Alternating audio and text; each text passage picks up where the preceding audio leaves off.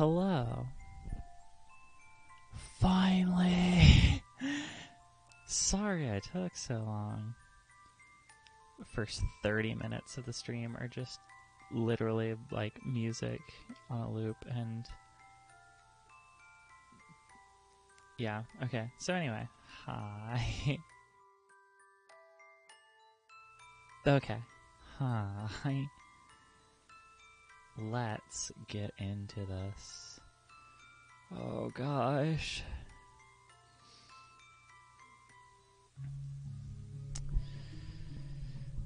I forgot we were in it. Okay. My head spins, and for a second I think I might fall over. The dizzy spell passes soon. Once I'm confident I'm not going to collapse, I nod. I'm fine. How long was I out? Abigail's face flickers into a look of confusion. She presses her hand to my forehead. Out? I didn't think they'd even begun. What? Oh, that's right. Okay, yeah, because it's been so damn long, I forgot what was even happening. There's the fairies! I watched the fairies struggling to comprehend how so much could have happened in an instant like that. There's no way. We told you, didn't we? We aren't bound by time. Join us and you won't be either. Now that you've seen, and now that you've felt, will you join us? Eyes wide, Abigail looks up at me. She doesn't have to say anything for me to know she's begging me to decline. I wish she could have felt how warm it was, how nice it was to belong like that. Yet, at the same time, it feels like a distant dream now, something detached and fading. I try to remember the sensation, but I can't. It's water slipping through my fingers. It seemed so real, but it wasn't. It was only a second. I can't sign my life away to the fairies for 1 second of visions, no matter how right it felt, no matter how comfortable. I'm sure that I was just seeing what they wanted me to see. I smile at Abigail and shake my head, rejecting the fairies. I'm sorry, but I can't. Thank you for showing me what it would be like, though. How can we persuade you? We need our queen soon. You could be our only hope. I know you do. But I'm sorry. That just can't be me. We hope you'll change your mind. We'll be waiting for you. We'll be waiting for a queen.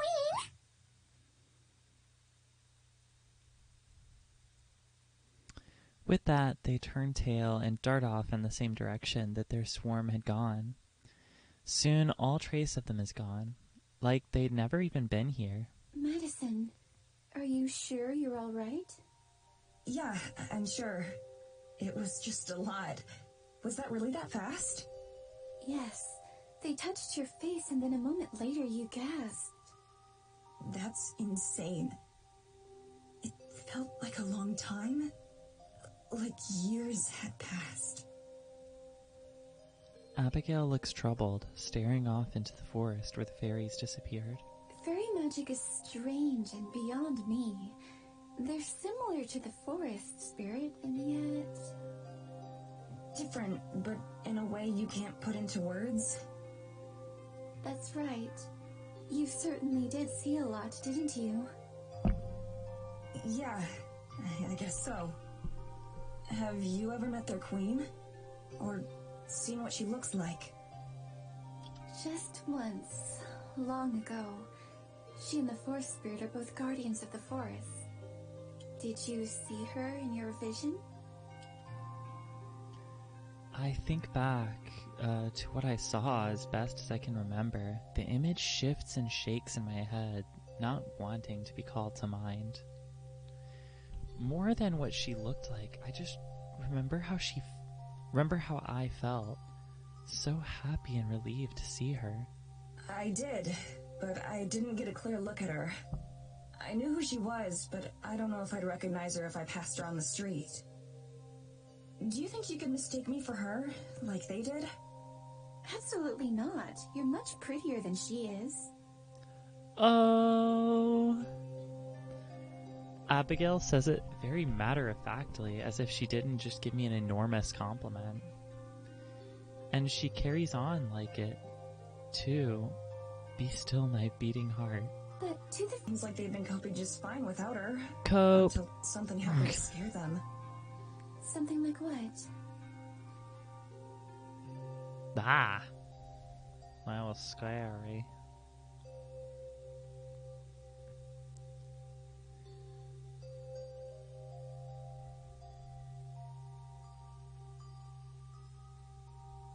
Oh, I think it had to do with fire, maybe?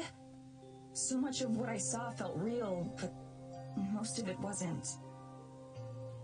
Fire. Worry creases her face. What's wrong? Did you remember something? No. It was just a thought.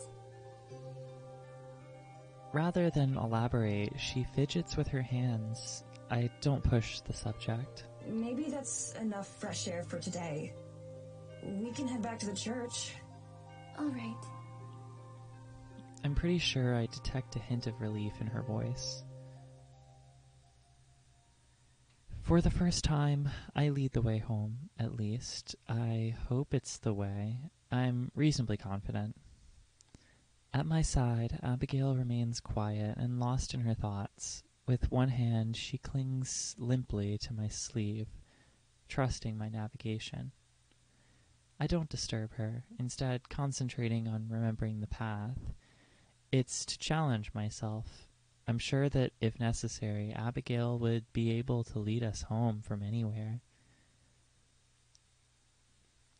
Still, I'm beginning to fear that I've led us astray when the grim walls of the church start to come into view. A mixture of relief and pride flows through me. It's also a little bittersweet. I've come to think of the church as home, even though I never felt that way about the cabin. Despite the fact that the concept of home is just a formality now, surrounding ourselves with walls and a roof doesn't change a whole lot. Clouds are beginning to settle overhead, muting the daylight and making everything murky. It feels fitting for the mood. Abigail speeds up a bit as we reach the doors, and she's the first one inside. She sits down on one of the benches, fatigued. Mind if I join you? I gesture at the open spot beside her. Please do. Oh my gosh. Wordlessly, she rests her head against my shoulder. Headache still? She nods. I'm afraid so. Our encounter there sure didn't help. I'm sure. They gave me a headache of sorts, too. More of a notion that I can't get out of my head.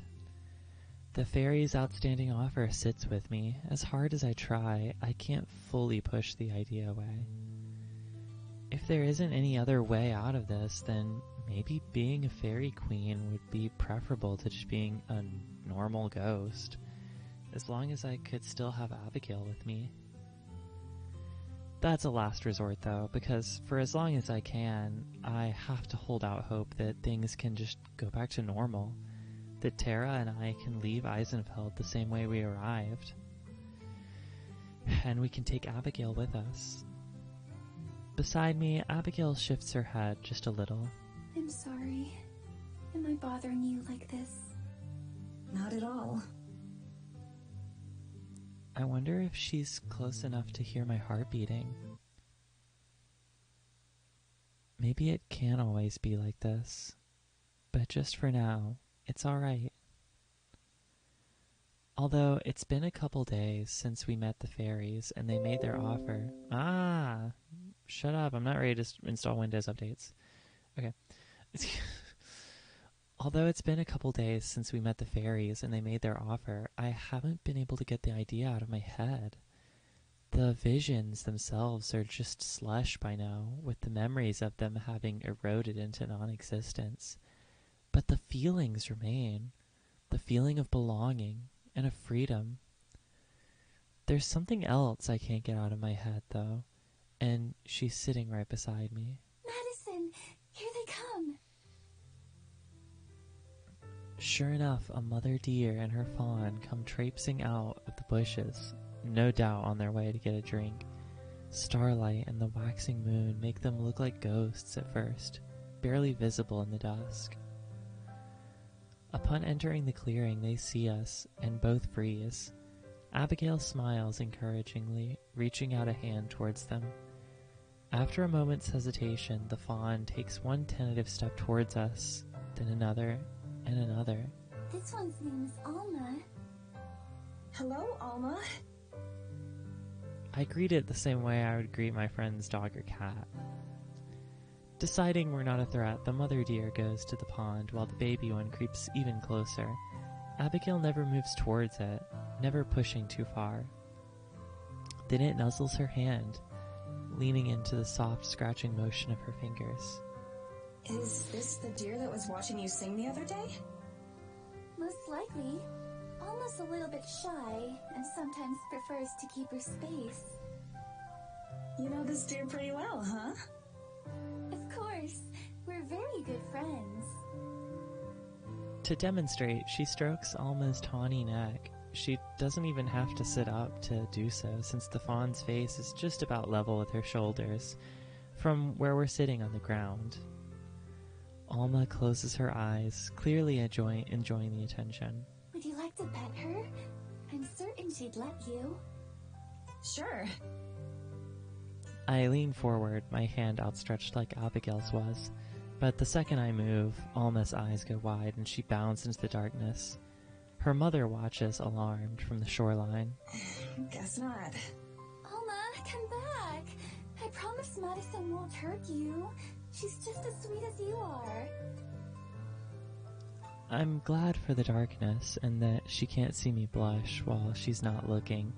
I scoot a little bit closer to Abigail. Just a bit. The hanging fairy baubles help to illuminate the young deer, who watch us from a safe distance. None of the fairies themselves seem to be around, though. It takes a bit with Abigail and I both sitting silently, but the fawn chooses to come back after all. Her steps are still reluctant and ready to dart away at any second. She lets Abigail pet her, but watches me warily while it happens. I don't mind. I'm content to just watch and enjoy seeing how happy it makes them both. How long have you known Alma? It must have been a while for her to trust you like this. Oh yes, I've known her for her whole life. And I've known her mother since she was small too. Abigail waves at the mother deer by the pond, who's returning to sating her thirst. That's amazing. I can only imagine the patience, time, and dedication it must have taken to earn the trust of the woodland creatures. Still, all things considered, I'm not surprised that they'd make an exception for someone like Abigail. She exudes comfort. I'm not sure how else to describe it, and I've certainly never felt anything like it before. Maybe being close to her is just as comforting for the deer as it is for me. Do you have any other animal friends that I'll get to meet? Oh, certainly, if you'd like. I'm sure Mr. Bearer is asleep for the season, but perhaps once he wakes up. There are also a pack of wolves around, but for Alma's sake, that would be best left to another time. The deer nuzzles her hand in agreement, and Abigail coos contentedly at it. None are quite so friendly as Alma and the rest of the deer, though. When I was a child, I wanted to have a deer for a pet. I thought that perhaps I could learn to ride one, like a horse. My sister and I would look for footprints in the snow and track them for as long as we could. She looks up at me, smiling, despite the melancholy tone in her voice has taken on. We never got very far, of course. Hardly few feet into the forest. But to children like us, it was quite an adventure. You must miss her a lot. Abigail hardly ever mentions her family. I imagine that despite how long it's been, their memories must still be painful. She smiles thinly. In a sense. The deer is still luxuriating under her caress. Her hand moves rhythmically and gently, alternating between petting and scratching Alma's neck. She relaxes a little, resting against my side, but continuing to pet the deer. More than anything, I think I miss the days of wonder and awe, back when the forest and all of its creatures were still a mystery. Sometimes I wish it could be like that again, that it could be unknown. You wish that you hadn't met them? No, not at all. At least, not given the circumstances. I'm quite grateful for the companionship they've given me. For so many years, they've been one of the few sources of company that I've had. But while my love for them has never diminished, I've come to the conclusion that it's grown to the most it can grow as well. That's simply what the world had become for me. A small world of gnomes, and nothing more. She looks away from the deer and back at me. A few tears spot her face, but she doesn't look sad. In fact, she's beaming. And then I met you, Madison. Moonlight frames her face. The lovely night sky, the fairy tale friendly deer, the ethereal woman. It's an image straight out of a painting. You were my first unknown in countless years. The first soul I could speak with that I didn't yet understand. And what a wonderful unknown you turned out to be. I'm frozen again. I've never had anyone say anything that sweet to me. How am I supposed to respond to something like that? I try to calm my heart as it hammers in my chest. Looking at her soft expression only serves to accelerate its rhythm.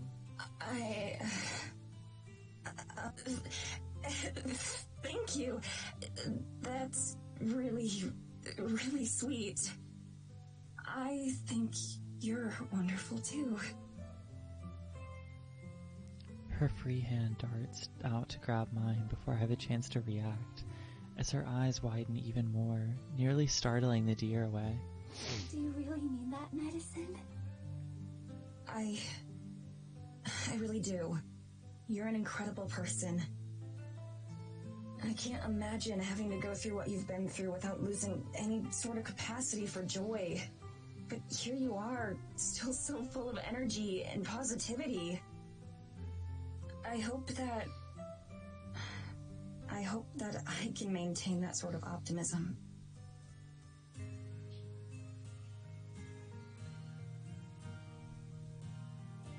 Abigail lets go of the deer and flings her arms around me in a tight hug. It's a pretty awkward position because of how we're standing together, but I don't mind. I hug her back, as best I can, my only anchor in the storm of chaos that my life has become. Indignant, Alma slicks her ears back and darts off towards the trees again. Without letting me go, Abigail cranes her neck to watch, this time not calling the deer back. Alma's mother bounds over to join her daughter, and they both go careening off. I lean my head down to rest against Abigail's in what's become a familiar position. When did we get so comfortable with each other? Being like this just feels natural. She parts from me after a moment. Sitting up straight again, she tilts her head up to look at the stars. I gaze with her. The night is mostly clear except for a few wispy clouds. All is still and quiet and calm. Even the pains of the forest don't seem to reach us here. I wouldn't call myself an optimist. I blink, surprised by her sudden words. I don't. nor have I ever really had much hope. There are small comforts and delights, but those aren't the same thing as hope. I can remember names and faces, and even dreams and aspirations that I once had. But do you know what the most curious part of it is? She glances at me, and I notice tears in her eyes. Without thinking, I reach up and brush them away. No reaction. My heart pounds my chest, nervous about something that I can't identify, or that maybe I'm unwilling to accept, afraid to be wrong about. What is it? I can't remember how it felt for those dreams to be within reach. Even with my meager, lonely existence, there was still a chance. As unlikely as it would have been, there was always the possibility that someday something would change. Something might happen. There was a light, so to speak, to look forward to. And the day that I died, that light went out. More tears, replacing the ones that I wiped away, sparkle in her eyes. I move to repeat the motion from before, but this time she stops my hands, holding them in her own between us. I never gave thought to what this unlife might be keeping me from. Not from the life I left behind, but whatever it is I would have been met with had I lived to the end of my days. For a long time, I considered myself lucky that I was free from hurt and pain and worry and loss. Even if they were predictable and boring, the years here in the forest haven't been unpleasant. But I've never been optimistic. I've never had anything to look forward to. Never in my wildest dreams did I imagine meeting someone as perfect as you. Never did I imagine that I would be happy again. I understand. I know what she's saying, and more importantly, what she means. A shiver runs down my spine. But Madison, I don't deserve this happiness. Not at the cost of your own. I keep thinking how if I'd been a bit faster, or more decisive, perhaps I could have saved you that day in the snow.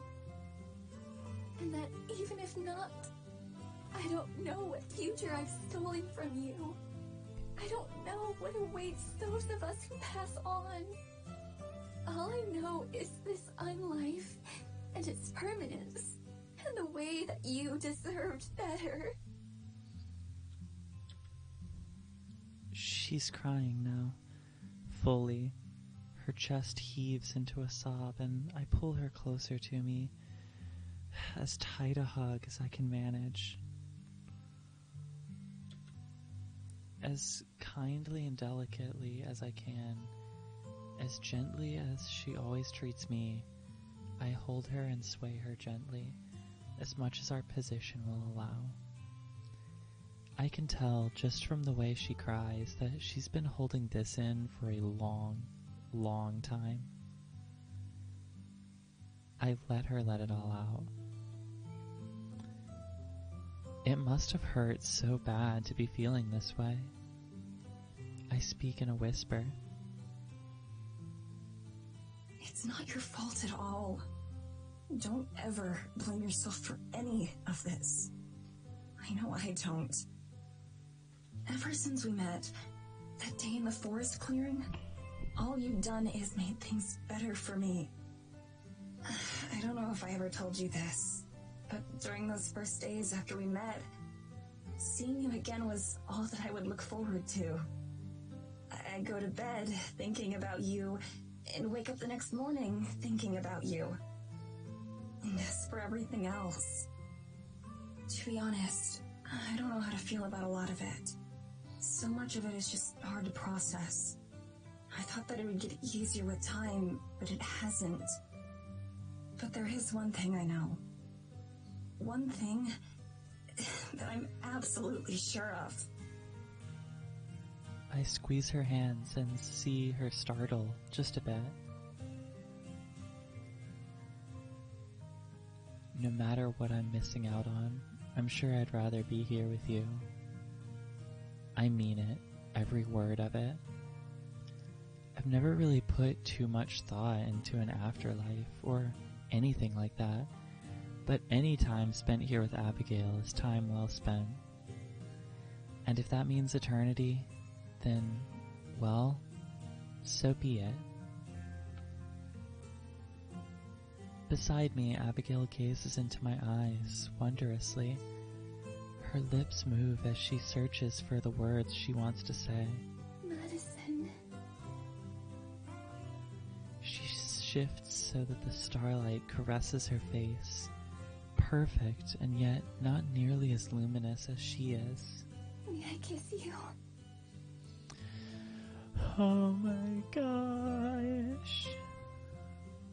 For once in my life, I don't overthink it. Yes.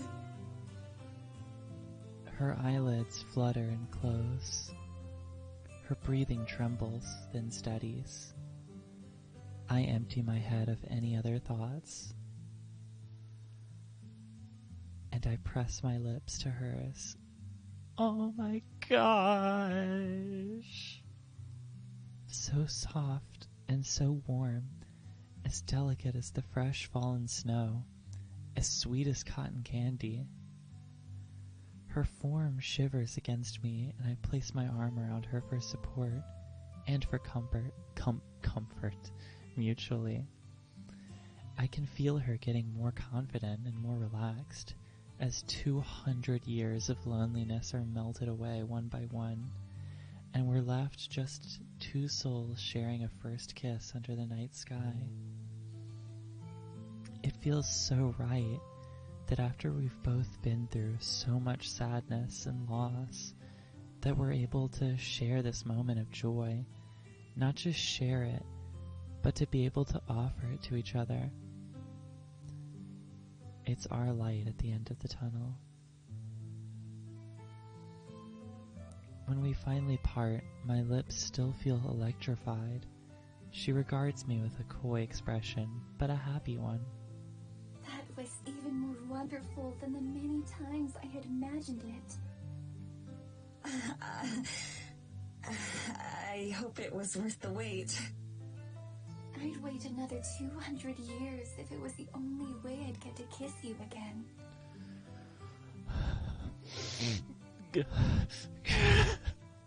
I'm gonna cry. Oh. I promise. You won't have to. Oh. To prove it, I lean forward and give her another peck on the lips. Abigail leans against my side yet again. We've done this several times before, but it's never felt like this. It's never felt this right. Everything feels a little bit brighter now. Oh my gosh. Our next day passes blissfully. We wander the forest, seeing all our favorite spots. The comfort of our new relationship makes the time we spend together even more joyful. Everything is prettier when I'm seeing it with Abigail beside me. Of course, as has become our tradition, we end up back at the mystical fairy grove. We settle into our favorite spots by the shore with a perfect view of the pond. As much as I love films, I've never been a big fan of romantic scenes. They always felt so forced. The soaring music, the obvious atmosphere, the cheesy dialogue. They're so divorced from real life that I just can't take them seriously. But here I am, watching the sunlight reflect off the shimmering water of the lake as the woman I love leans against me. And I think that maybe those scenes weren't so unrealistic after all. Madison. What is it, sweetheart? Sweetheart?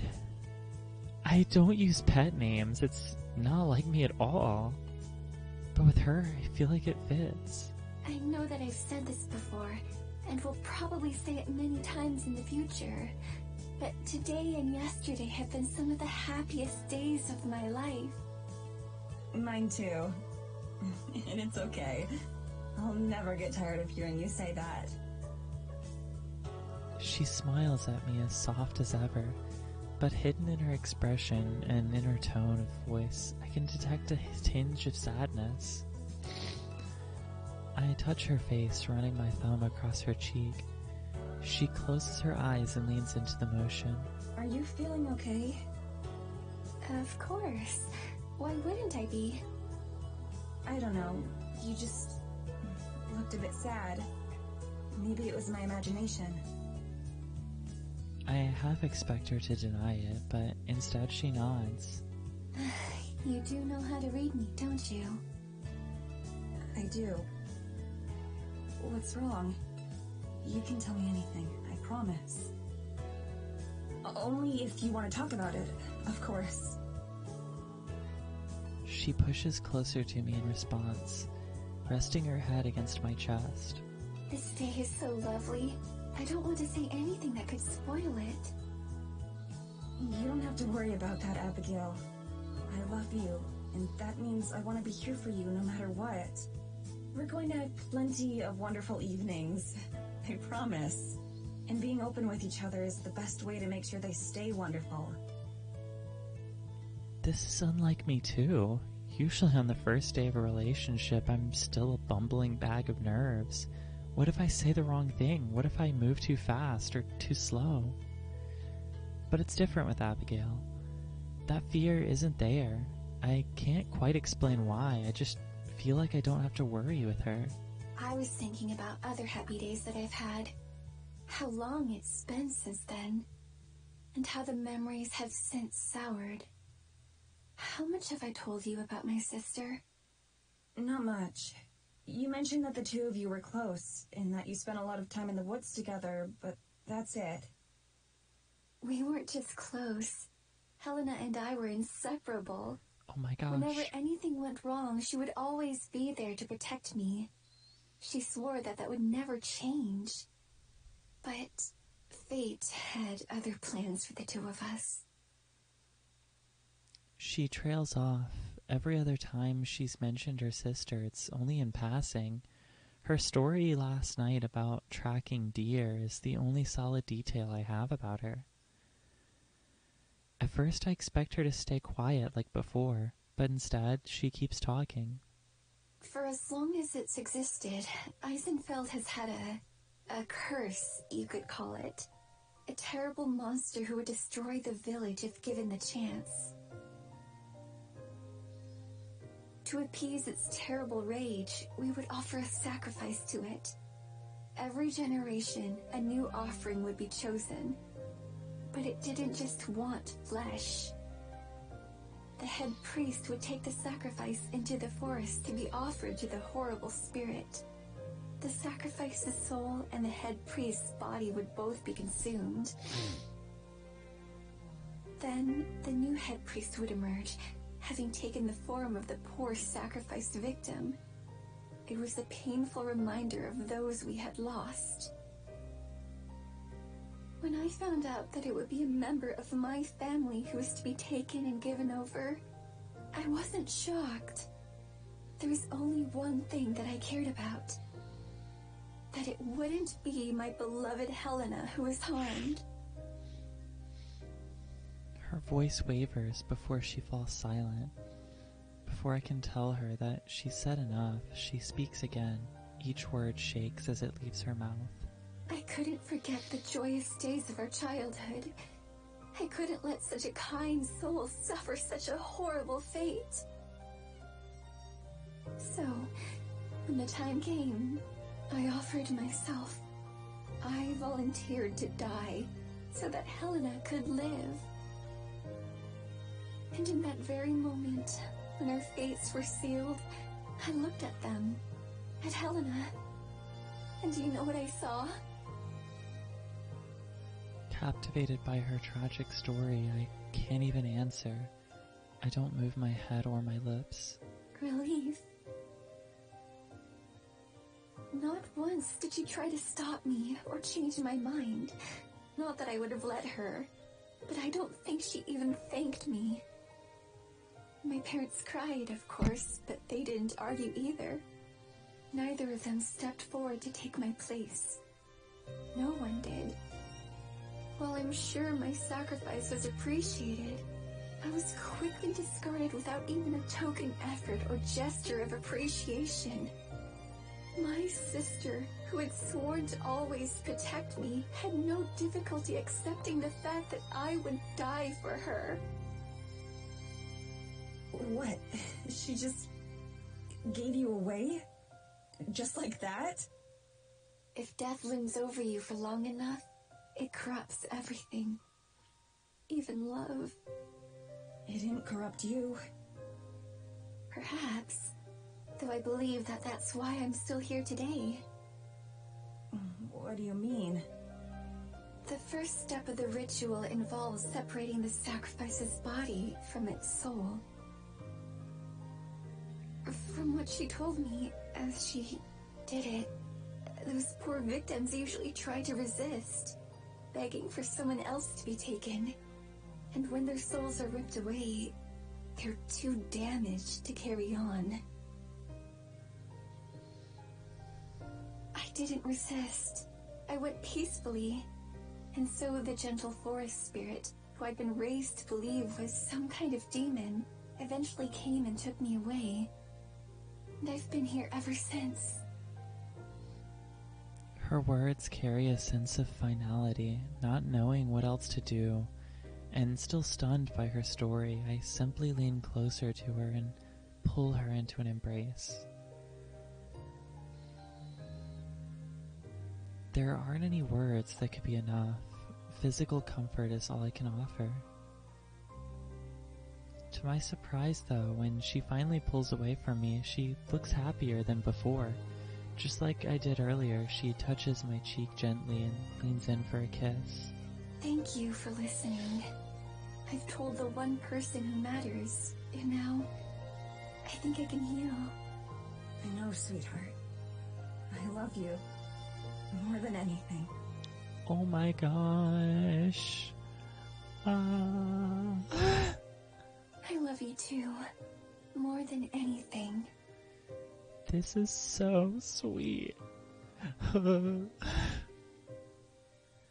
She sighs contentedly and leans against my shoulder. She takes my hand, intertwines her fingers with mine. We sit there for a long time. We don't say anything. We don't even move. All we do is watch the sky and feel each other's heartbeats.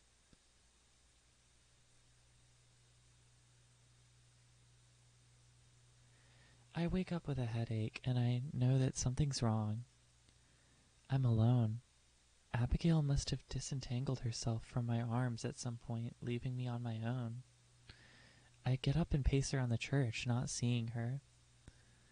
After a bit, I find her outside. It's doors. Good morning.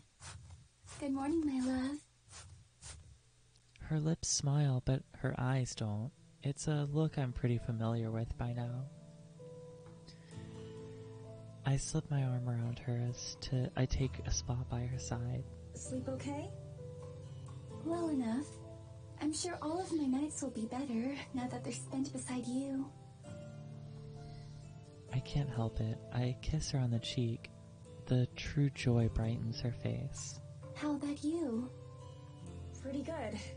I woke up with, a bad feeling, though. These freaking gay ghosts. A bad feeling?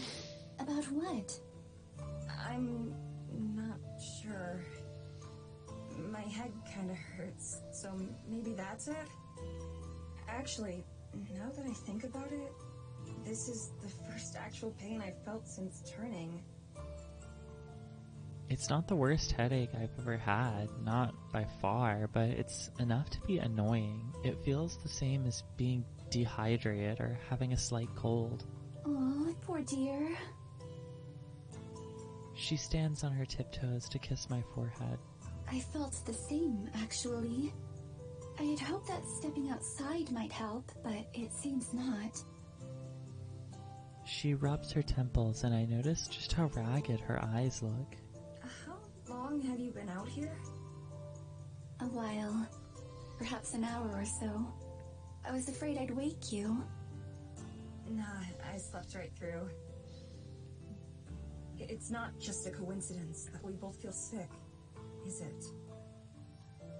Abigail purses her lips. Her brief silence is enough confirmation. No, I doubt it is. It must be something to do with the forest.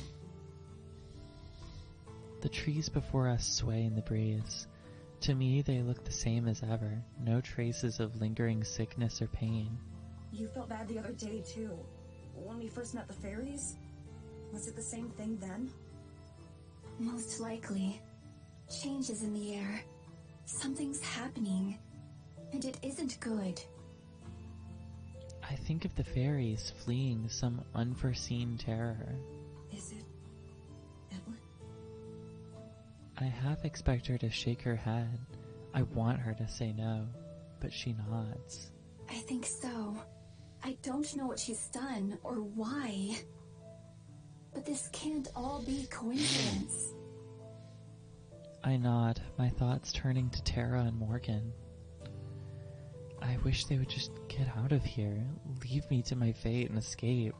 Let Evelyn do whatever it is she's doing while they're across the ocean safe. I know that won't happen though. Tara's not the type to back down from a fight.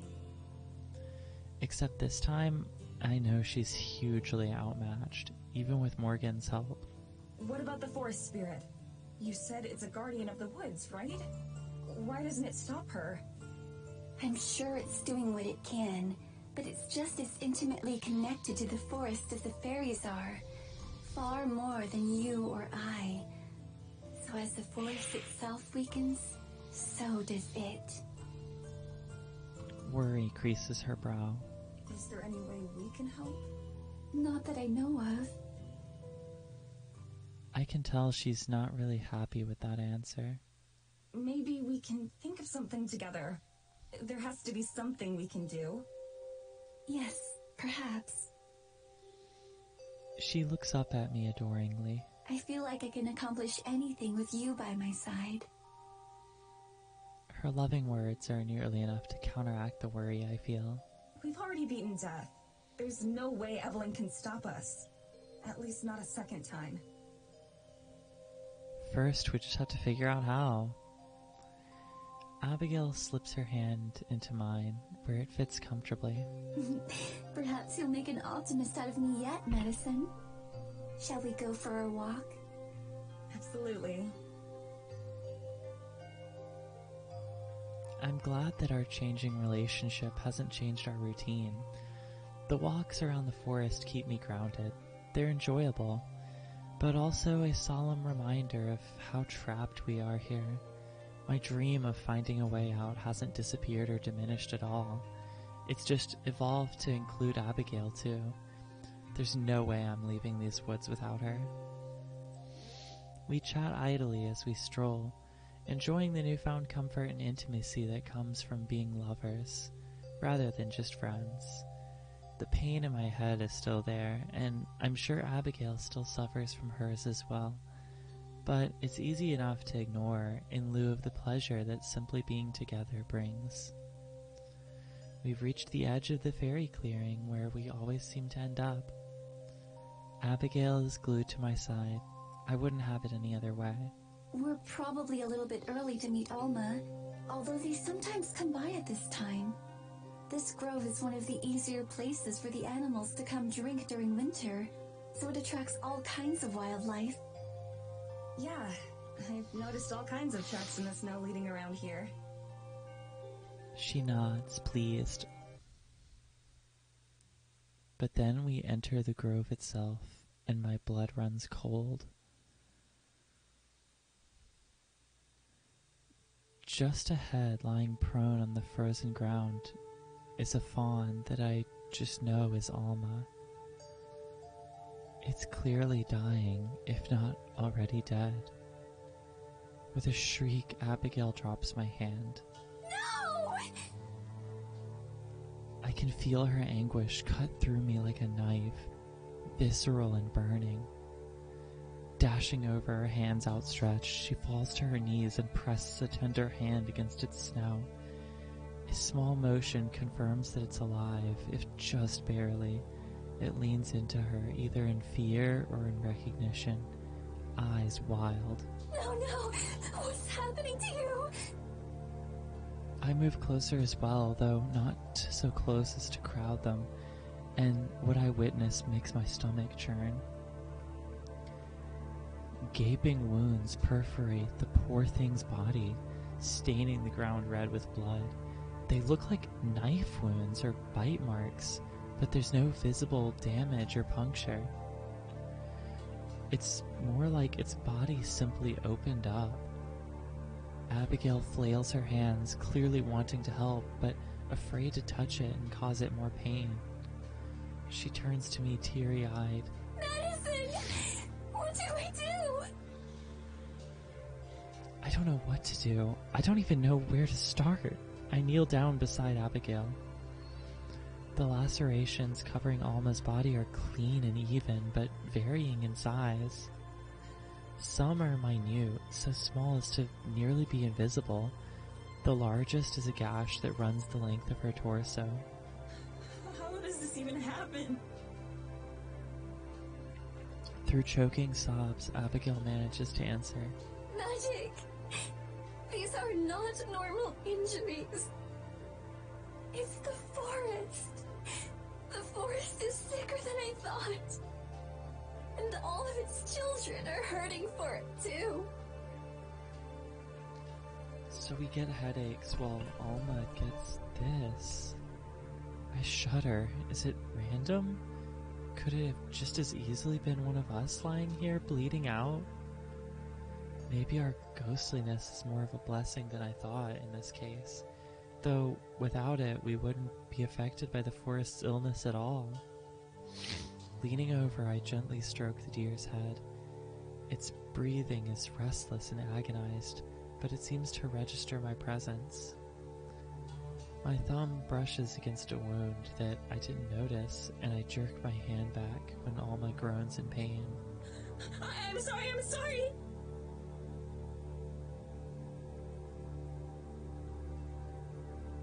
The deer's blood is viscous, unnaturally so, and slick like motor oil. It sticks to my fingers, stretching and webbing. It's neither warm nor cold. It's unnervingly neutral. I try to rub it off in the snow, but my fingers pass through the ice and dirt, of course. My hand trembles with the disgusting feeling that it'll never be clean again. Abigail is still beside herself, wringing her hands impotently. There's nothing that either of us can do.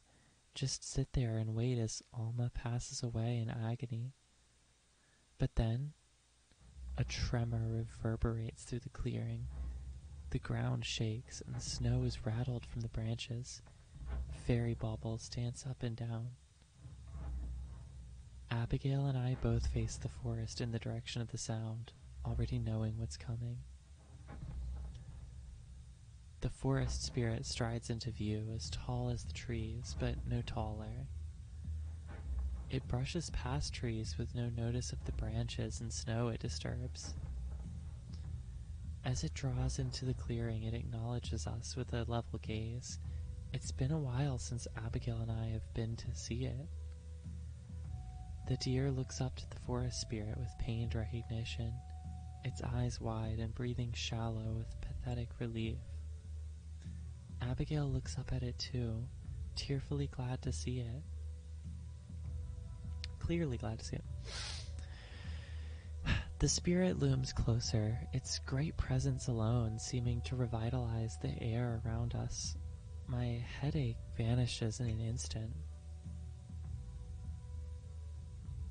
The spirit stretches out one immense finger, drawing from head to tail across the deer's mangled body.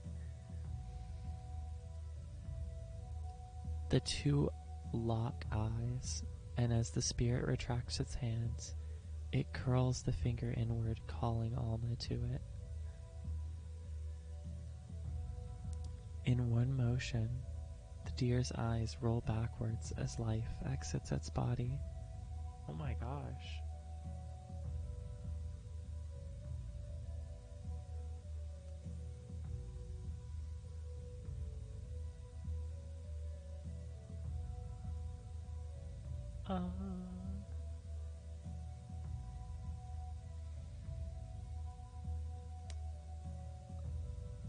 At the same time, its spectral form, ephemeral and perfect, rises from its corpse.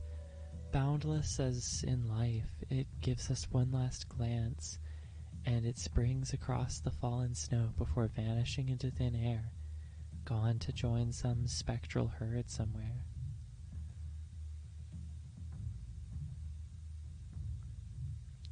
Abby wipes her eyes of tears and stands. She moves to the spirit's side gently and pats it. Thank you. I'm glad you came. The spirit's shoulders sag, its branches hanging low, and still, despite the slight breeze, I notice what look like burn marks on its hide, where part of its wooden skin is blackened and dark. Without a doubt, it's Evelyn's doing as well. I'm reminded of an old man putting a child to rest. Sorrow and surely pain as well weigh heavily on it. I wonder how it knew to come. Did it feel Alma's pain? Or perhaps Abigail's? Bearing the emotional weight of an entire ecosystem, my heart aches for the spirit, as well as for Abigail, who seems forever hurt by her powerlessness. The spirit and I meet eyes again, and I bow my head in reverence. I don't know it well enough to speak to it like Abigail, but for Alma's sake, I'm also glad it's here. It stoops down and picks up the deer's corpse. Blood now runs freely from the injuries, somehow not clotting. I have to look away. Without a second thought for us, the spirit turns and leaves once more, going back the way it came.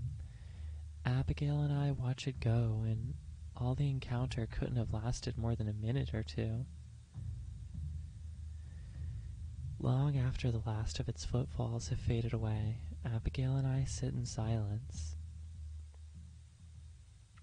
I hold her close until finally we return to the church.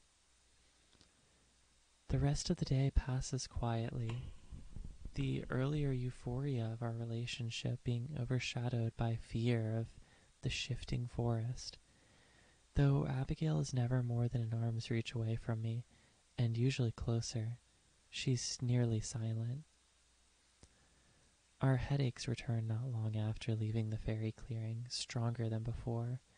Now some combination of pain and sorrow keeps us both quiet.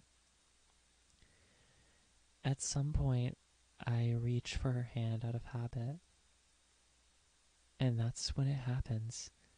My hand passes right through hers as if she isn't even there. Abigail! I say the first thing that comes to mind with a fright. She leaps up, searching around for the source of my panic. Seems like she didn't even feel it. Look! I reach for her hand once again. It passes through, just like when we first met, before we could even speak with each other. She understands instantly. Oh no. Oh no, no. What's happening? Are you okay? Do you feel any different? I don't know enough about magic to even start to guess why this might be happening to her. Should we take you to the forest spirit? Or get you some rest? Or... Medicine. It's not me. What? It's you. I look down at myself. Sure enough, my whole body is slightly transparent. I can see the floor of the church through myself. Vertigo hits me and I stumble. Abigail lurches forward to catch me, but of course she isn't able to. Dread fills my heart. Please no, not again. What do I do? I slap my hand. Pathetically ridiculous action. I can't even feel it. My own hand goes right through me. Shaky, Abigail stands up, holding her head. Something's happening to the forest. This must all be connected somehow. It's simply impossible otherwise. What could Evelyn be doing? I know that she has to be involved. I don't even have to ask. I have no idea, nor do I know why she's choosing now of all times to do it. Do you think the forest spirit can help us? The forest spirit is all I can think of. The only ally that we have. At least it's a powerful one. Abigail looks away. I'm sure the spirit was her first thought too. Perhaps we can try.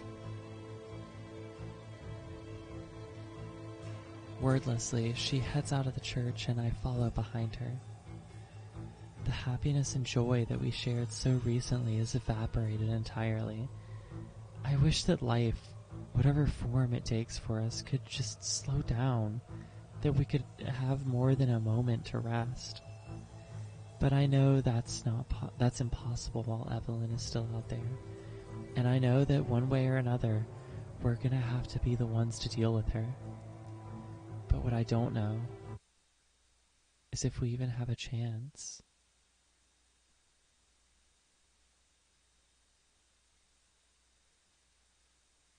Do you know what's going on?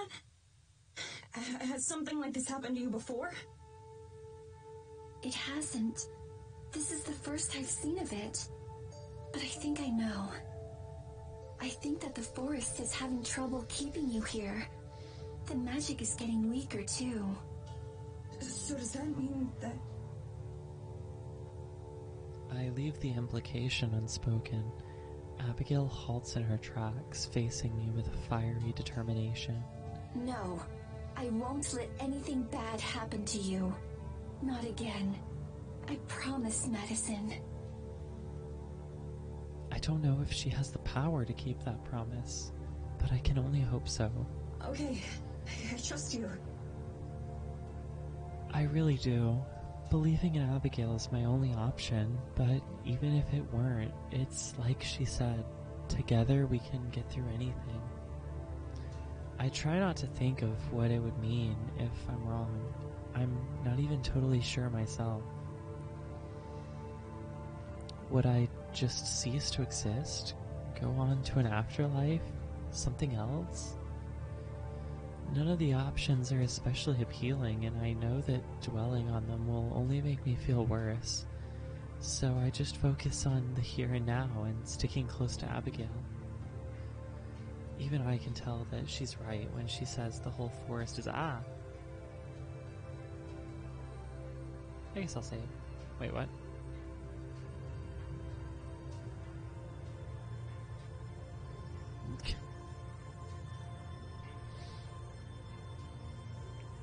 The whole forest is affected. Aside from the harsh winds, everything else feels subdued somehow. The trees don't seem to stand as tall, and the leaves and needles look dull, even by wintry standards.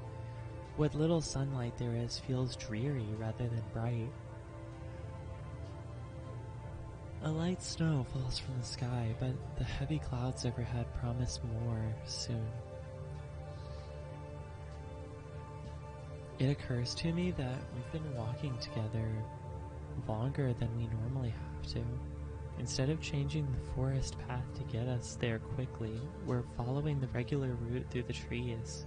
Hey, why aren't we taking a shortcut through the forest? Is it too sick to let us do that? Wringing her hands, Abigail looks away. It's more that I'm afraid to try. If I push myself too hard, then... She leaves the consequences unspoken. I can imagine what they might be. The same as what's happening to me, or worse. Whatever exactly that is. Yeah, I hadn't thought about that. It's okay. Take as much time as you need. It's been so long since I visited the spirit. Our brief moment in the grove with Alma was the first time in days. I wonder if it's missed me. course it has. Who wouldn't? You're far too sweet, Madison. She nuzzles her head against me. The angle's a little awkward since we're still walking, but it's nice. Then she jerks away like she was stung. Oh, you're back. Back? Her hand envelops mine, smooth and soft like always, rather than passing through me. Oh! Just because she can, she leans forward and gives me a quick peck on the lips. I was so worried. Me too. I rub my arms and sides, making sure that I'm all there. Everything seems to be in order. Hopefully it's permanent. Indeed. It's not too much farther to the spirit either. We should hurry. Sweat makes her brow glisten a little. She's definitely still feeling strained, even though I can tell she's trying to hide it. Don't push yourself too hard, sweetie. I won't. Still, despite her words, the longer we walk, the more visible a toll it seems to take on her. Her steps slow down, even though she wanted to hurry, and her breathing sounds labored. Are you sure you're all right? I'm fine. It's just...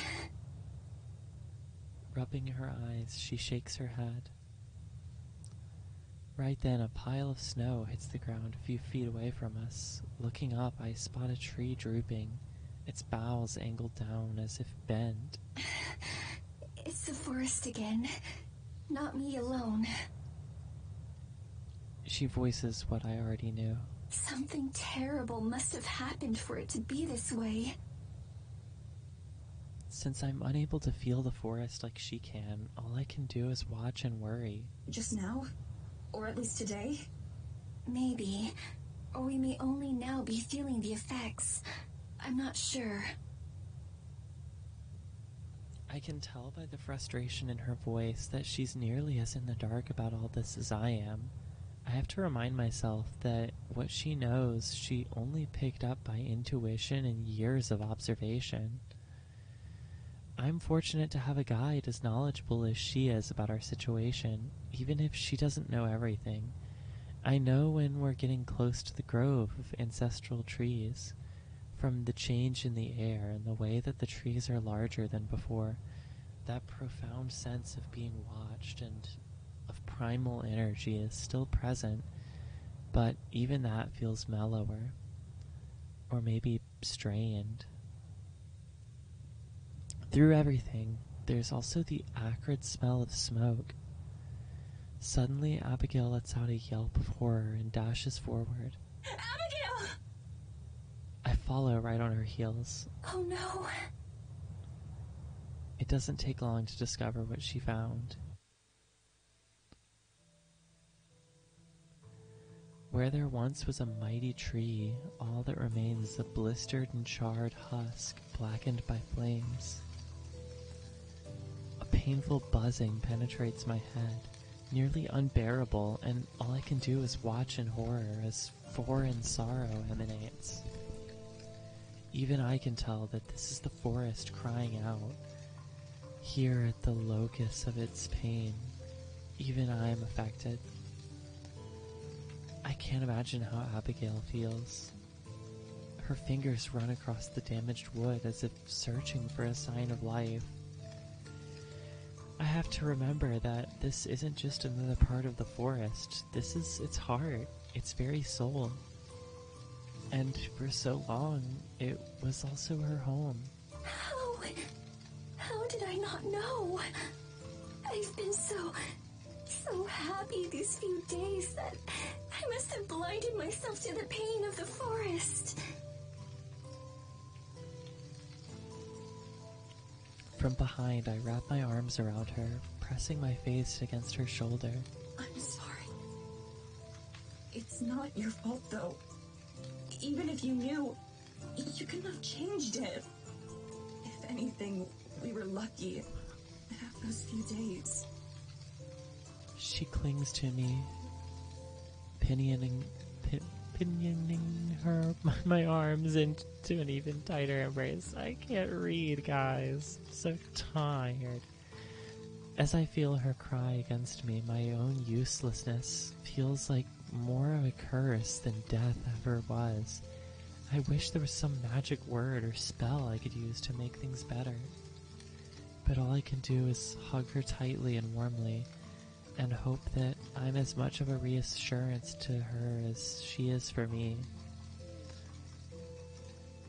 Then, without warning, I once again see my arms go transparent, and feeling of Abigail against me disappears. Although this time it's not as big a shock, it's still a reminder that we don't have long to wait. Abigail notices and steadies herself alone. Let's keep going. The spirit must be around here too. Why doesn't it stop Evelyn? Isn't that its job as guardian? It probably can't. I'm sure it wants to, but it relies on the forest for strength. So if the forest is weak, then it must be too. In fact, that may be Evelyn's intention. The sinking feeling in my stomach intensifies. If she's even stronger than the forest spirit, then what hope do we have? I don't voice that fear, though. I'm sure Abigail's already worried about the same thing. It isn't much longer before we encounter the spirit. At first, we almost miss it. The forest spirit stands idle in a clearing, as if lost in thought. It barely seems to notice us when we approach. A slight tilt of its head is the only acknowledgement we get. It's small, smaller than I've ever seen it. It's barely as tall as I am. The lights in its eyes, usually bright and terrifying, have gone dim. It looks more like the wounded deer from the clearing the other day than the being who helped it pass on.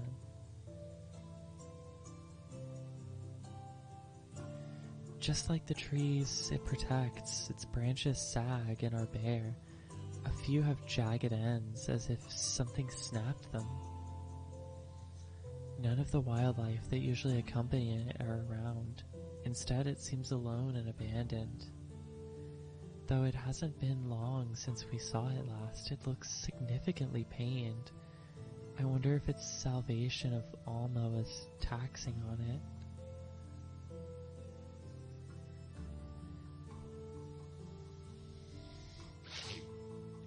Abigail cries out again, just like when we came across the burned tree. As anguished as she sounded then, this time it's even worse. I hang back as she runs to its side, not wanting to intrude on a private moment. She places a hand on its leg, crooning something that I can't make out, though the spirit tilts its head a little bit more to face her. The motion is stilted and janky. As exhausted and sick as Abigail seems, the forest spirit seems to have it 10 times worse. It makes a mournful sound, deep and sonorous hum. It seems to echo and reverberate off the trees around us.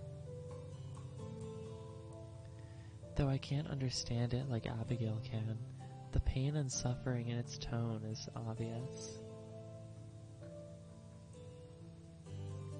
Abigail presses a cheek against it, patting the creature gently the same way she sometimes comforts me.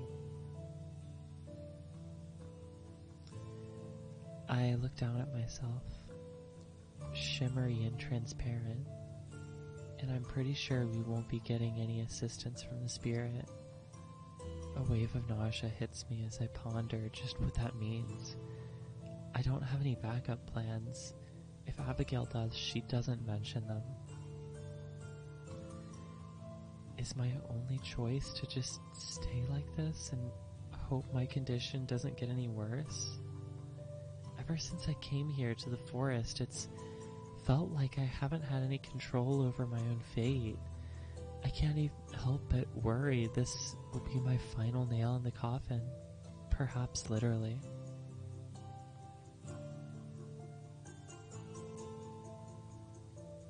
Hold on 1 second.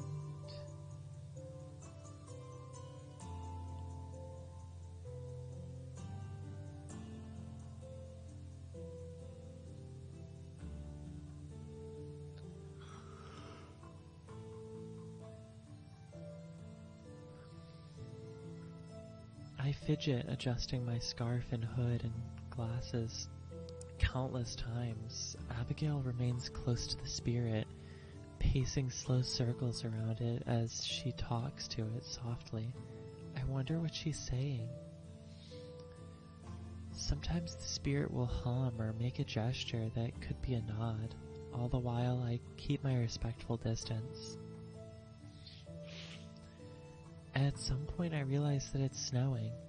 I don't know how long it's been going on. As some of the snow settles on the spirit's broad shoulders, it doesn't look festive or pretty, it just looks pitiful. The spirit sags, bearing the weight of the world. I'm not sure how long I wait, but I don't rush Abigail at all. This could be the last opportunity she has to speak with the forest spirit, judging by its condition. I'm sure she's thinking the same thing. I flip between solid and intangible so many times that I stop keeping track. I just watch the two of them. Finally, Abigail pulls herself away from the spirit. She approaches me, looking like she wants to say something but doesn't. Her eyes say it all, though. I try to hug her, but she softly shakes her head and instead escorts me back into the woods. Though she never looks back, I do, but just once. The spirit's lonely eyes watch us go.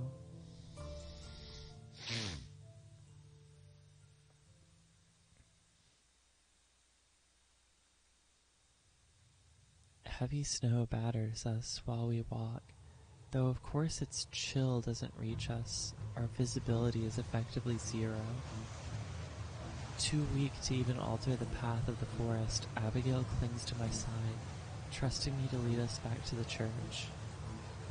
Though I maintain a brave face, I'm not fully confident in my ability to get us there. The blizzard calls to mind memories of the day I died.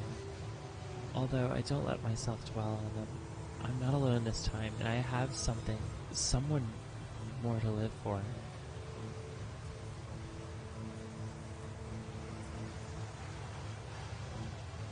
Our journey is strenuous. We move at a glacial pace, but it's the fastest that Abigail can manage. Her steps are heavy and slow. As much as I want to urge her along, I know I can't. I'm glad that she's watching the ground, her feet rather than me, so that she doesn't have to see the worry on my face.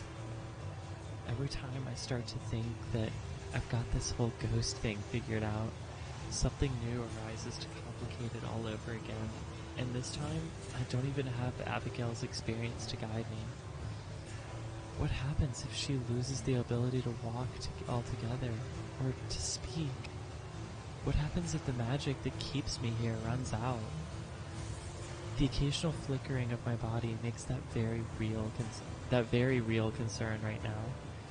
I hold tightly to her hand, the only anchor of comfort and security right now, but even that has grown clammy and cold. Swallowing a lump in my throat, we march on. Trees bow in the wind, trying to turn their backs against us. For the first time that I can remember, there aren't any woodland creatures out about. No mice or rabbits or chirping birds, not even a panicked deer phasing in and out of existence like me. It may as well just be me and her and no one else in the universe. Come on, I'm sure we're almost there. It can't be much further. I say the words for my own sake as much as for hers, though in truth I have no idea if I'm right or not. For all I know, we could be heading in the total opposite direction of the church. Even then, once we arrive at the church, I'm not sure what to do. Will she get better with time to rest? Will I? Right now, the church is just a goal. It gives us something tangible to work towards, something to keep our feet moving, slowly or not. I'm sure you're right. Her voice is barely a murmur. I can only hope that she's saving her energy on purpose. I'm afraid to ask. I wonder how much of what's happening is by the mayor's design. while everything stems from her, it's impossible to know how much was deliberate and how much was simply a ripple effect from what she's done. I wonder if she even considers us a threat, or gives us any thought at all. If she doesn't, then maybe we can use that against her. Of course, first we have to reach a point where we can do that. During a momentary lapse in the blizzard, I'm able to make out a welcome sight in the haze. A warped, curled tree that I distinctly remember from earlier in the trip. Look, you recognize that tree too, right? I'm pretty sure you were the one who showed it to me the first time. We're almost home. Abigail nods weakly, though she doesn't say anything. I squeeze her hand, trying to impart some strength into her. It kills me to see her like this. I'd give anything to help her. Almost there, you've got this. She nods again, unable to do or say more. Except she doesn't stop nodding, like a bobblehead. I tug her along, trying to lead her the rest of the way, but she's rooted to the spot. Listen. And then she collapses. I jolt and choke on nothing as I gasp for breath that I don't actually need. Abigail has fallen to her knees. I didn't even feel her hand slip out of mine. I try to take... Oh gosh! It takes me a moment to understand, and I immediately wish that I hadn't. My god, I just stopped existing for a second. Profound dread grips my heart. Looking down at myself once again, I can see right through my hand and arm to snow accumulating beneath us. Not good. This is extremely not good. I collapse to the ground beside Abigail, but at least of my own accord. I try to shake her by the shoulder, but it takes several tries before I can maintain a form long enough to even touch her. I'm sorry, Medicine. I just need a little break. With visible effort, she turns to look at me. I don't even think she realizes what's happening. But then I phase into non-existence for another moment, and when I come back, horror is clearly etched onto her face. Finding some hidden reserve of strength, she lunges towards me and grabs my hand. Immediately, everything goes back to normal. Madison, are you okay? Can you hear me? I'm fine now. I hold her hands a bit tighter to reaffirm it. Are you okay though? I'm just a little tired is all. She forces herself up again, looking more than a little tired. Immediately, she sways and nearly falls, but I catch and steady her. She leans against me and I pull her into a hug. I'm sorry. I'm so sorry. It's okay. Gently, I stroke her hair. In truth, I'm terrified, but I don't want her to see that. I'd only make things worse. I guide Abigail over to the fallen tree where we can sit down. Indifferent to the blizzard, even though the church isn't much farther, I don't want to push her too much right now.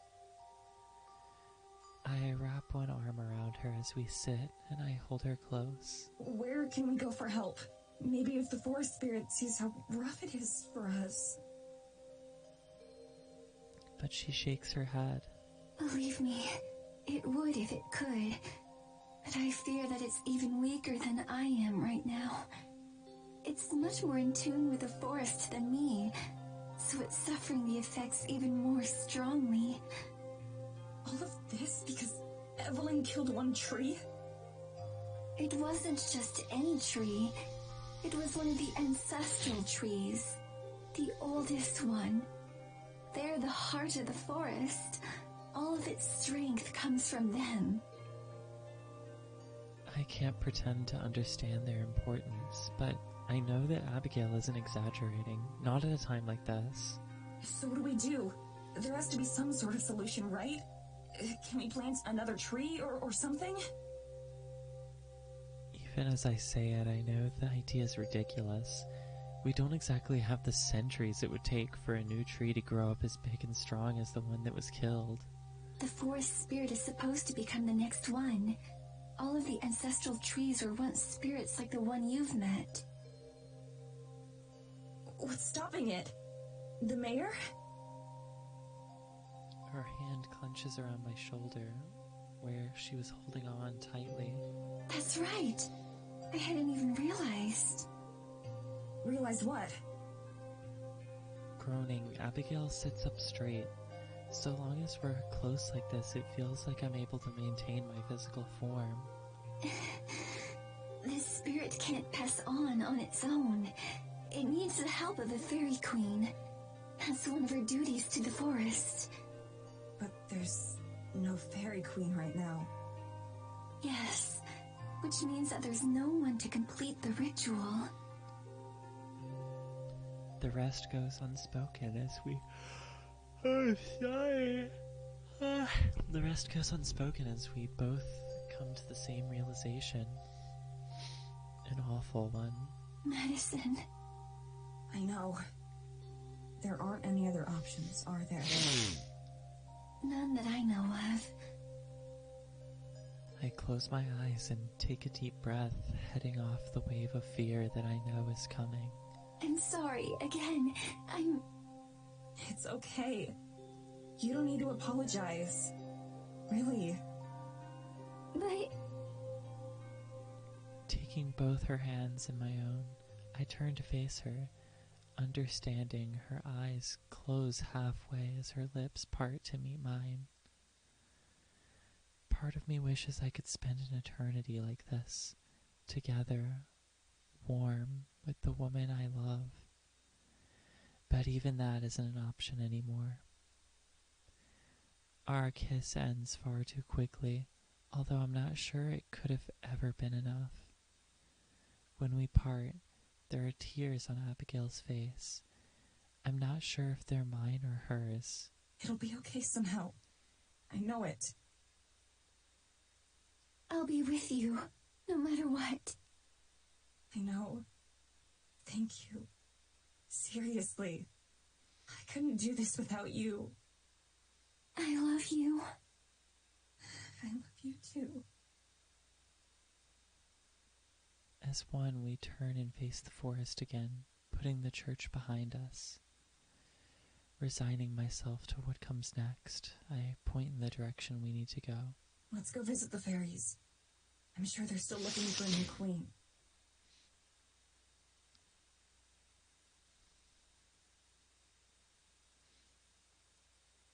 Once again, we reach the grove where the fairies nest.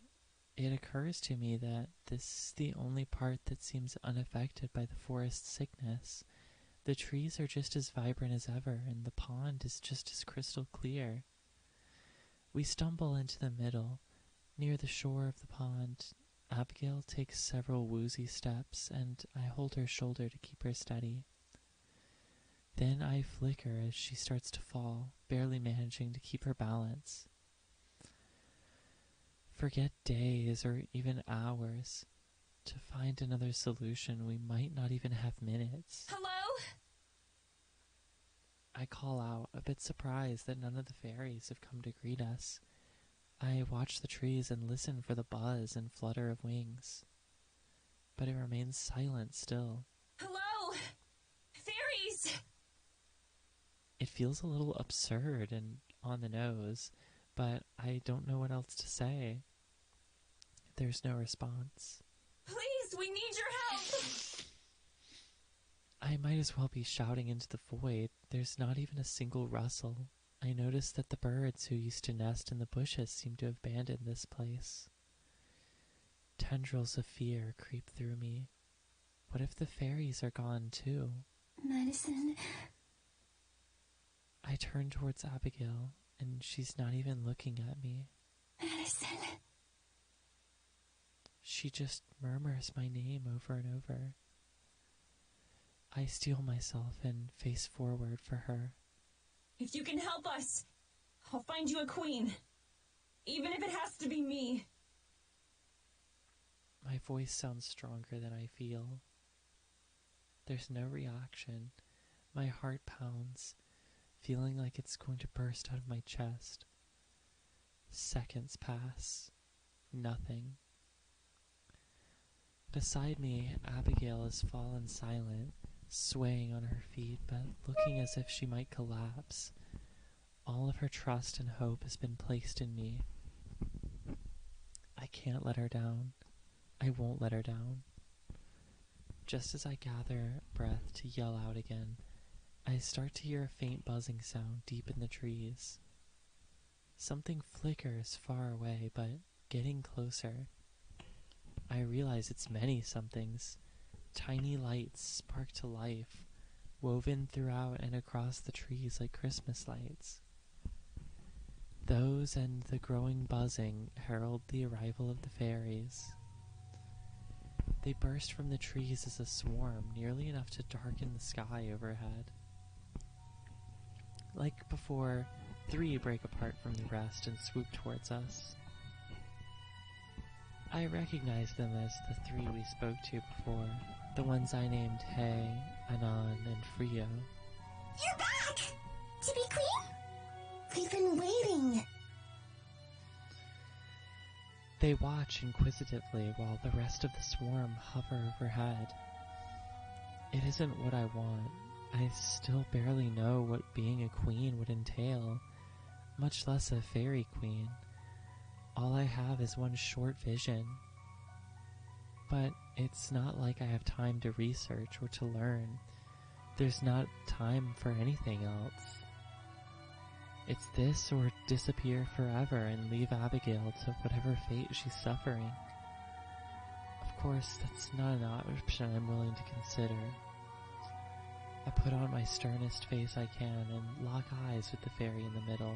Only if you can help us. Wordlessly, the 3 fairies dart forward, inspecting Abigail and me. They communicate silently with each other, leaving me to wonder what they're saying and thinking. A minute later, they return to their position in front of my face. Name your terms. But are you sure? We think we know. If you make us human again, and stop whatever it is that's happening to us, then I'll make sure you have a queen. Whether it's me or someone else. A queen! Who else could it be? We've spent so long looking. There's not much time left. For you or for us. Wait, what do you mean? What are you running out of time for? She'll make her move! Haven't you seen? The moonsick one. Moonsick. There's that word again. Moonsick one. You mean Evelyn? Evelyn. A human name. It must be her. I don't fully follow, but there's no one else that I could be referring to. There's so much that I want to ask, but can't right now. How long do we have? Until the moon is at its brightest. That's when she's strongest. Will you be ready then? I'll have to be. I haven't been paying much attention to the moon, but I know that it can't be more than a week until it's full. Probably less. I really wish I had Tara's stupid shirts to use as a reference right now. Tara. In all of this, I haven't even really been considering that by becoming human again, not just a ghost, I'll be able to see her. That's at least one big upside, although I don't know where I'll even begin catching up. Still, that's something else to be figured out later. Facing the fairies, I nod. Okay. We can start preparing. Are you ready? It won't take long. Yeah. I just need a moment to get ready too. The fairies flit off and rejoin the rest of their kind, not bothering to respond. That's fine by me. I turn back to Abigail, who's been silent through this entire thing. At first I thought maybe she'd passed out, but instead she's watching me with anxious eyes. Medicine. Are you sure? Softly, she leans against me. Well, she kind of falls. Yes, I'm sure. The fairies have all gathered near the pond, close to one of the trees. They watch us intently, ruining the chance of a private moment. I kiss Abigail's cheek and feel her nuzzle against me for just a moment. I love you, Madison. She says it with more strength than she's been able to muster so far. I love you too. We look into each other's eyes for one last moment. Then I turn and stride towards the fairies. I don't let myself look down. I don't let my hands shake. I keep my steps measured and even. I only glance back once to where Abigail is watching me. Then Hay, Frio, and Anon descend once more. Frio loosely grips a crown of woven flowers and leaves as if out of season as the rest of this grove. I would say that it doesn't feel real, but to tell you the truth, it's been a long time since anything has. Is it time? We hope it is. Just put this on. That's it. All I have to do is put on the crown? That's all for you. Is that too much? We'll do the rest. Okay. Frio hands me the crown. I let it rest on my palms. It's light, barely noticeable. The flowers are all woven together so deftly that I have to wonder if it was made by magic. It's also slightly warm, like it had just been sitting in the sun for a while. I swallow the lump in my throat. This is what's best for everyone. Not just for me or Abigail, but for the whole forest. With one swift motion, I reach up and place the crown on my head. It fits perfectly, as if it was made for me. I wonder if it was. The moment it touches my hair, the fairies start to move. They chatter out loud, but there are so many of them speaking that it's impossible to hear what they're saying. I don't even know if they're human words. Altogether, they sound like a forest of rustling leaves. I shut my eyes as I feel a tingling sensation. It starts at the top of my head and slowly works its way through me. It's not uncomfortable at all, but it also isn't anything ignorable. Something soft brushes against my face and hands. It feels like snow, but isn't cold. And when it melts away, there's no trace of wetness left behind. An invisible force feels like it's tugging me in every direction at once, but I stay rooted to the spot. A light scent of pine fills my nose. Somehow, it's nostalgic. I open my eyes, still in the middle of my metamorphosis. Warmth spreads through my body like a hot cup of coffee, and with it comes understanding of the forest and how I'm a part of it. I'm acutely aware of its existence, tuned to its precise frequency. I imagine this must be what Abigail meant by being connected. Memories that aren't mine start to run through my head. Oh my gosh, A she's movie so that pretty. I can't shut off. Visions of trees sprouting from the earth and growing skyward, and of clouds forming and then falling apart.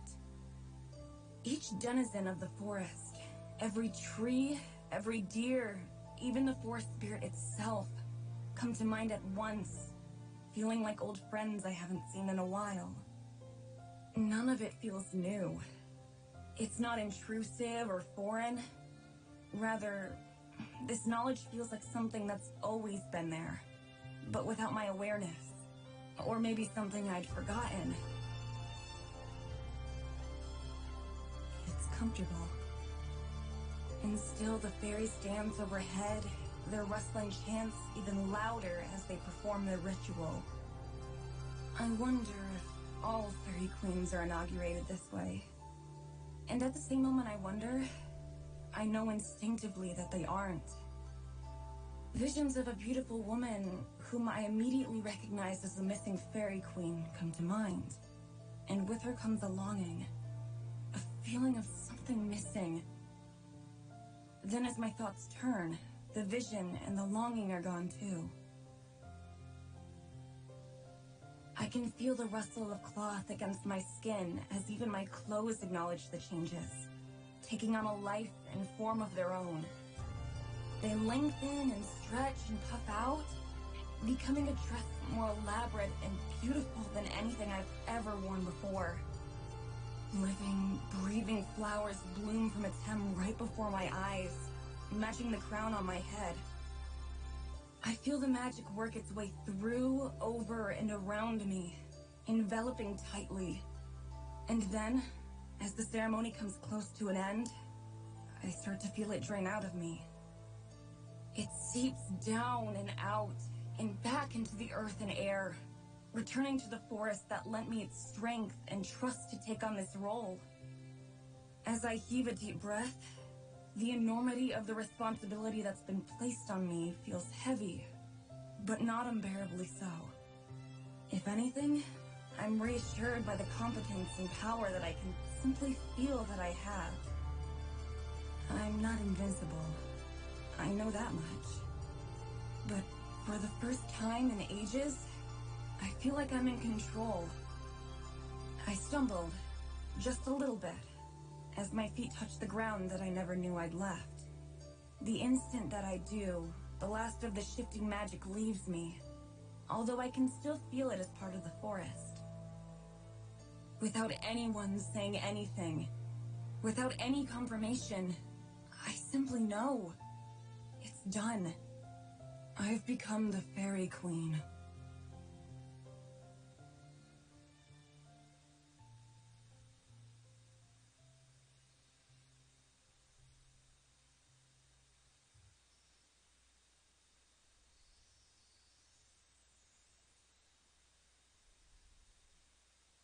Wow. Oh my gosh. There's like, after this chapter, there's just one more, I think. My first steps as Fairy Queen are shaky. At any moment, it feels like my legs might give out from under me. Yet at the same time, I feel a strange sort of confidence and inner strength. I don't know if magic literally courses through my veins or not, but it feels that way. My next few steps as Fairy Queen are easier. I keep my gaze fixed on Abigail as I make my way towards her. She waits impatiently, concern clearly etched on her face. The fairies buzz agitatedly over my head, darting and dashing in pointless patterns. Though they don't vocalize anything, I can hear their voices clearly in my head. Our queen! Welcome home. How does it feel? I acknowledge their words at the same time. I can feel myself be acknowledged. It comes as naturally as breathing. I promise that I'll get to them in a moment. Madison, are you alright? She clings to my side, her slender arms tight around me, though I'm not shaking anymore. Her presence is infinitely reassuring. I press my lips to her head, and we sway gently back and forth. I can feel her, too. As a part of the forest, her presence is warm and comforting in my head, as in my arms. I'm fine. I'm totally fine. She makes a sound that I think is a gasp, but I soon realize it's a sob. Abigail cries against my shoulder, her arms tightening like a vice. I don't ever want to let her go. I hold her as tightly as I can, while her body is racked with sobs. Her breath and tears are warm, almost painfully hot. The thin lace of my new outfit does little to inhibit them. I'm so sorry that all of this is happening. I'm sorry. Gently, I find her hands and take them in mine. I squeeze them, trying not to impart the same kind of solace that she gives to me. It's okay. Really.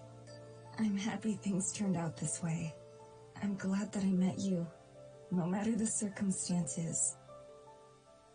Her cries get stronger, and I drop one of her hands in order to brush her hair back from her tear-stained face. We hold each other tightly until she's able to calm down. Meanwhile, the fairies still continue to circle overhead, although they remain respectfully silent. Finally, Abigail heaves a steady breath and steps back just a little bit. I'm sorry again. It was just that seeing you there with the fairy light. I mean, you looked beautiful. You still do. More than beautiful. But it made me again realize everything that you've gone through. Everything I've put you through. I press a finger to her lips. She looks up at me, surprise replacing the sadness. It's okay. I'd go through all of it again to end up here with you. I mean it. Abigail sniffles heavily. I can tell that she's trying not to cry again. You can make it up to me by getting out of all of this with me. She nods. That sounds more like a gift to me than the other way around. But I'll keep being selfish and take it. Good. I want you to be selfish. We kiss quickly and briefly, then separate. I look up at the fairies above me, who are glad to be noticed again. Thank you for saving me like this. I owe you my life. Somehow I've ended up owing my life to way more people than I ever expected to. You have 3 days to keep it. That's right! You're running out of time! We can't wait much longer! I know. I'll find a queen for you. I know that it won't be as easy as I make it sound. After meeting some of the Eisenfeld locals, I don't get the impression that any of them would be interested in the offer. Still, I have 3 days to figure it out. We'll be waiting. We know we'll see you again. With a new queen or not. The ritual finished, the fairies quickly disperse back into the trees. I'm glad there's no more ceremony or ritual to go along with my transformation. Alone with Abigail once more, I head to the shore of the pond so that I can finally get a full glimpse of myself. I can barely recognize my own reflection. The girl staring back at me from beneath the water looks so much more suited to the position of a queen than I expected. She looks calm and confident, like she's unafraid of whatever happens next. I hope I'm not just fooling myself. I turn this way and that, admiring my new outfit. Atop my head, the flower crown that the fairies gave me fits comfortably. I wonder if it's meant to tempt me into staying. Abigail moves closer, peering into the water with me. Our reflections next to each other serve as a visible reminder as to why I can't stay. As comfortable and satisfying as this newfound gift is, I have no desire to keep it at the cost of our freedom. I'll get us out of this. Are you ready to go? I am. Okay. First things first, we need to get in touch with Morgan and Tara. They probably know more about the mayor than we do. It'll also set my mind at ease. A lot. There's so much that I need to say to Tara. Even if I spent all 3 of our days just talking with her, that wouldn't be enough time. How will we do that? Going into the village would be far too dangerous. We don't have to. We just have to get to the cabin. I flex my fingers, still acutely aware of the magical tingling. And that's easy like this. Abigail runs her fingers over mine, her skin angelically soft as always. All right. I trust you. I curl my fingers, squeezing her hand again. Thank you. Speaking of which, there's something I think we should do. I pause a moment while she waits expectantly, much like the way my coronation just ended, What I'm about to say seems unceremonious. I think I can return us to the physical plane, too. Both of us.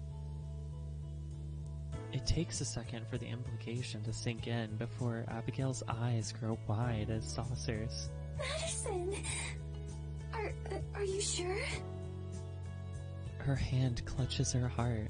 Yeah, I can't explain how I know, but I just do. There's a lot of stuff that I can do now. But that way, you'll be able to talk with Morgan and Tara too. And I know that we'll need all the help we can get at the end. I keep banishing thoughts of what that end will be because there's only one way this can end. Putting a stop to Evelyn once and for all. I don't need that weighing on my mind along with everything else right now. I understand. You know that I wouldn't just abandon you, Madison. I know. Abigail takes a deep breath, steadying herself. Okay, I'm ready. Silently, I step forward, taking her other hand in mine as well. I close my eyes and bow my head. I feel her do the same. I can feel the magic course through me and out of me, spreading like vines from my fingers. It affects both me and her, taking our very forms and rebinding them to the mortal world where they belong. I can feel Abigail tense up and hear her breathing getting shallow. Still, I keep my eyes closed, willing the magic to continue working. It obeys my whims effortlessly. And then, after a minute that feels like an hour, the flow of magic slows and then stops. I open my eyes. Abigail is still there, her hands warm in mine, her eyes slowly open as well, meeting mine. This close together, I can feel her breath warm against my face. How do you feel? A light breeze blows through for the first time in 200 years. Abigail's gown sways in the wind. It's cold. She says and laughs, pressing herself even more tightly against me. Abigail shivers, her teeth begin chattering within seconds of her transformation. Despite how poofy it is, her gown really isn't very warm at all. Fortunately, the chill doesn't bother me. It wouldn't make sense for the Fairy Queen to be susceptible to the cold. But taking care of Abigail is a pressing matter. Let's go to the cabin. I can get us there quickly. She just nods, wrapping her arms tightly around herself. I hug her tightly as well, and access the magic once again. This time I'll use it to transport us across the forest to its very boundary where the cabin is, and where my powers stop being useful. Since the cabin and the village are technically outside the bounds of the forest, once I step past the trees, I'll just be a regular ghost again, at least until I go back into the forest. So I can't get too far away. If Evelyn were to find out where we are or make some move against us, I'd be powerless to stop her. Better to not even give her that opportunity. Still, the transportation is smooth. It doesn't even feel like we move. Instead, we close our eyes in the fairy clearing and then we open them again. The cabin is just in front of us. Seeing it again strikes a pang in my heart. It feels like forever ago. I guess technically it was a lifetime ago. There's no time to get sentimental though. Not when Abigail's like this. Instead, we hurry to the front door. Miraculously, the door is unlocked. I guess Morgan and Tara had more important things to worry about than locking up the last time they were here.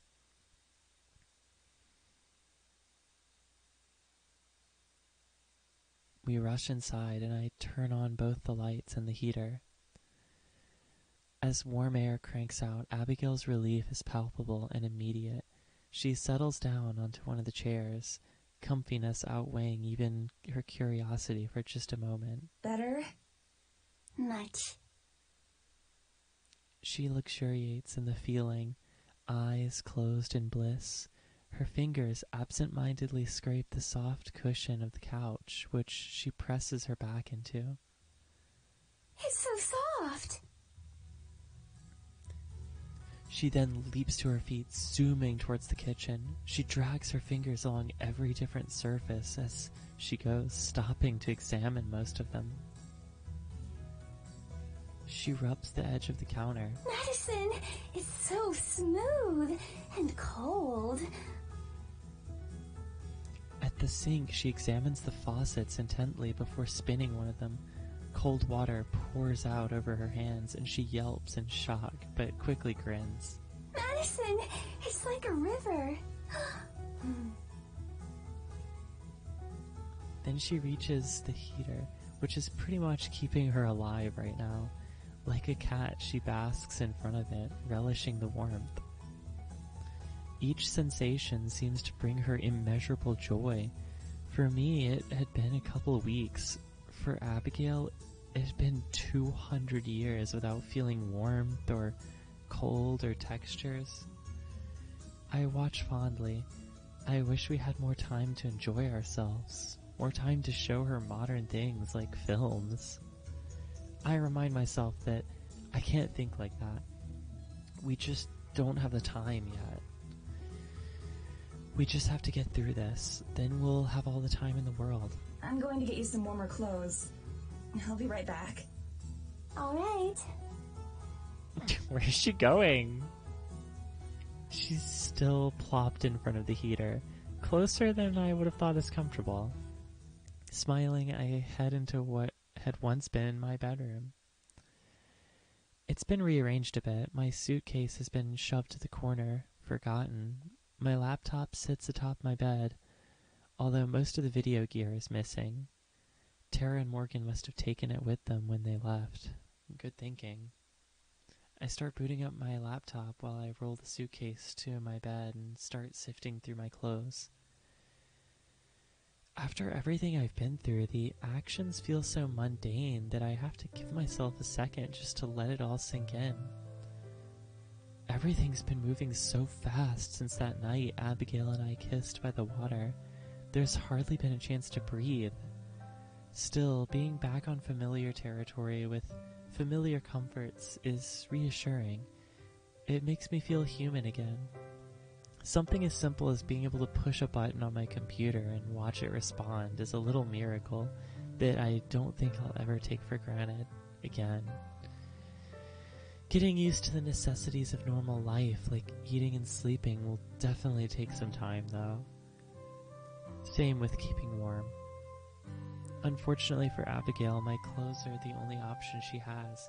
They won't fit her as well, but they should be better than that nightgown she's been wearing for so long. I complete the outfit with a cute hat. I hope she likes it. Here you go. They're not the best fit, but they should at least keep you warm. Abigail hurries over and reverently takes the bundle from me. Are these your clothes? Yeah, they are. I hope that's okay. She holds the bundle to her chest. I'll treasure them. I show her to the bathroom and also explain how everything works. I have to admire her restraint in just accepting everything modern in stride. It isn't too long before she emerges once again. She holds her arms wide, the cloth hanging a little loosely from her parts. But she's smiling. How do I look? Gorgeous. That's the word I managed to stammer out, though there's a whole slew of them that would work. Call me biased, but I think my clothes look better on her than on me. Giggling, she does a slow spin, showing off more. The person who chose them has wonderful taste. Abigail gets comfortable in the living room while I grab my laptop from the bed. I sit down beside her, turning it so she can see. This is a computer. It can do a ton of things, but it also lets people talk via long distances. And that's how you're going to contact Tara? Right. Abigail watches with rapt attention as I open a browser and wait for the painfully slow internet to load my email. There are so many different pictures and words. Don't you ever lose track of where you are? Not really. You get used to it. Surely you're being modest. I imagine very few people could operate one of these. I love her. I wish. But really, most people have one of their own. Or even more than one. They're a really common part of everyday life. I see. In that case, you'll have to teach me. Definitely. For now, though, I'm going to send that message. How will it... It's, Oh my gosh, yeah, having to explain that to her. Explain this. Then I realized that I have the perfect analogy. You know how the forest is all totally connected? Like, how you can sense all the different parts of it? Abigail nods, and slowly her face gets pale. Medicine. Don't tell me that modern people are connected in the same way. I can't help it. I burst out laughing. Indignantly, she waits for me to finish. It takes me past the point of having tears in my eyes before I do. I can see that I was wrong. She pretends to pout, though I can see in her eyes that she's just playing. I'm sorry. I'm sorry. It's just that you look so horrified. She laughs too. Well, imagine how I feel. Apparently nothing is impossible anymore, so I simply have to assume the worst. She snuggles against me, pressing her cheek against my shoulder to show that she's only pretending to be upset. So, go on. Do explain it then. It's not the people who are connected, but the machines. If you have a computer, you can send a message instantly to any other computer in the world. It's more complicated than that, but that's the easy way to put it. I see. So you're going to send a message to Tara's computer? Right. I'm going to tell her to come and meet us here. I hope she'll believe it's me. I'm sure that she'll know, somehow. I nod, entering Tara's email address into the field. It feels absurdly formal to be sending an email of all things to get in touch with her. I don't think we've ever had an email conversation in our lives. I leave the subject line blank. Anything I could put there would feel comical.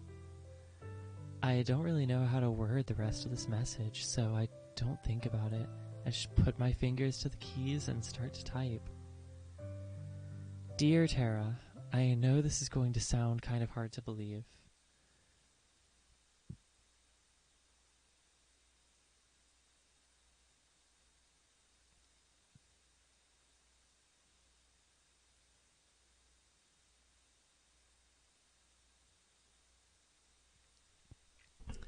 I'm acquainting Abby with modern technology when the sound of loud voices from outside interrupts me mid-sentence.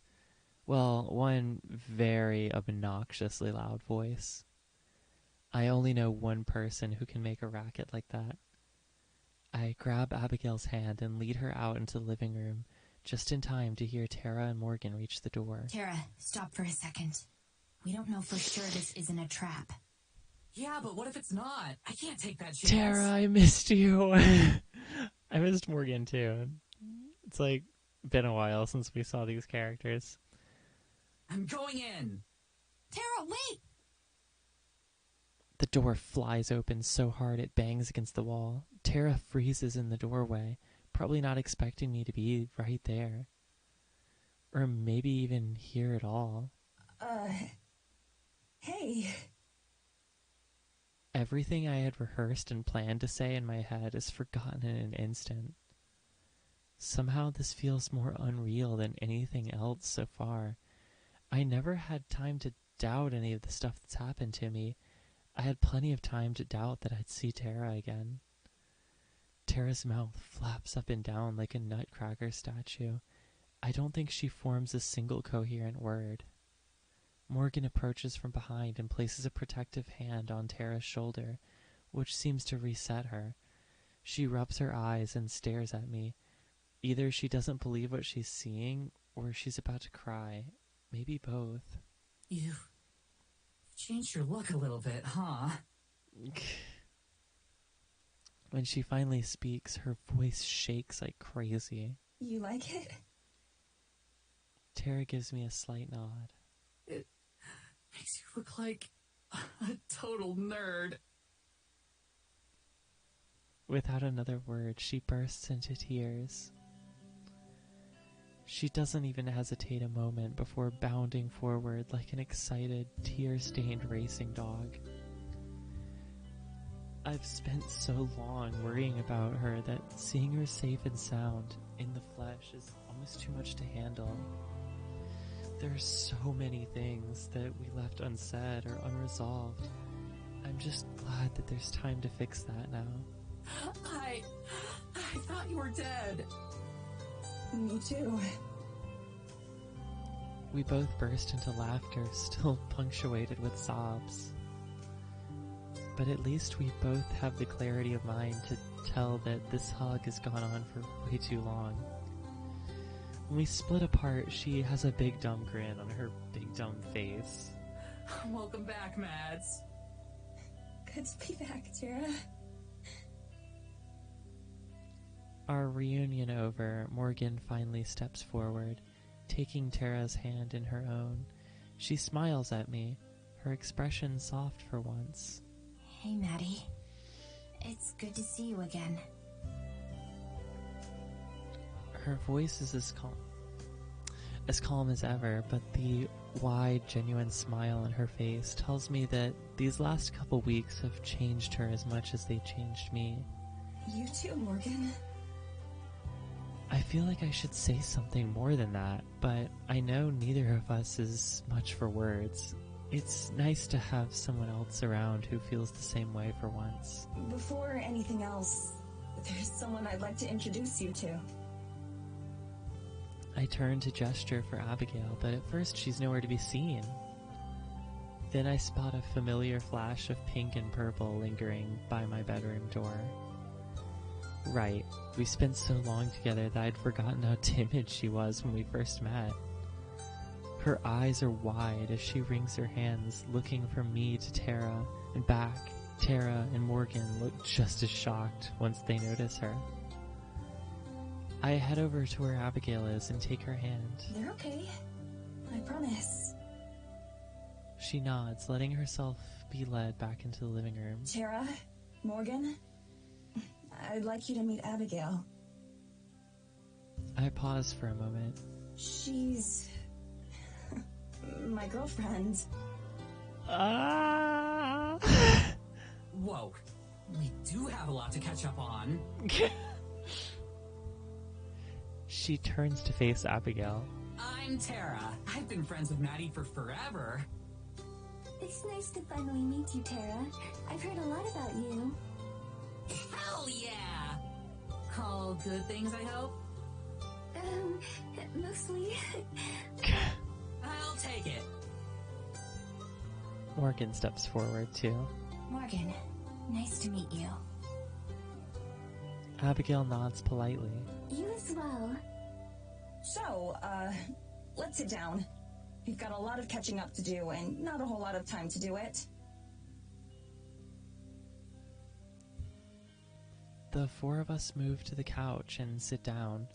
Right as we do, though, there's a loud grumble from beside me. Abigail clutches her stomach, looking absolutely mortified. What was that? What's happening? Oh, yeah. We should probably eat something. Eat. Oh my gosh, it's been 200 years since she ate anything. Her eyes light up. That's right. I'm hungry. Morgan and Tara look baffled. I can't blame them for that one. Like I said, long story. Is there anything to eat? It's been a long time since either of us have had a meal. I'll make us some breakfast. Cross your fingers for pancake mix.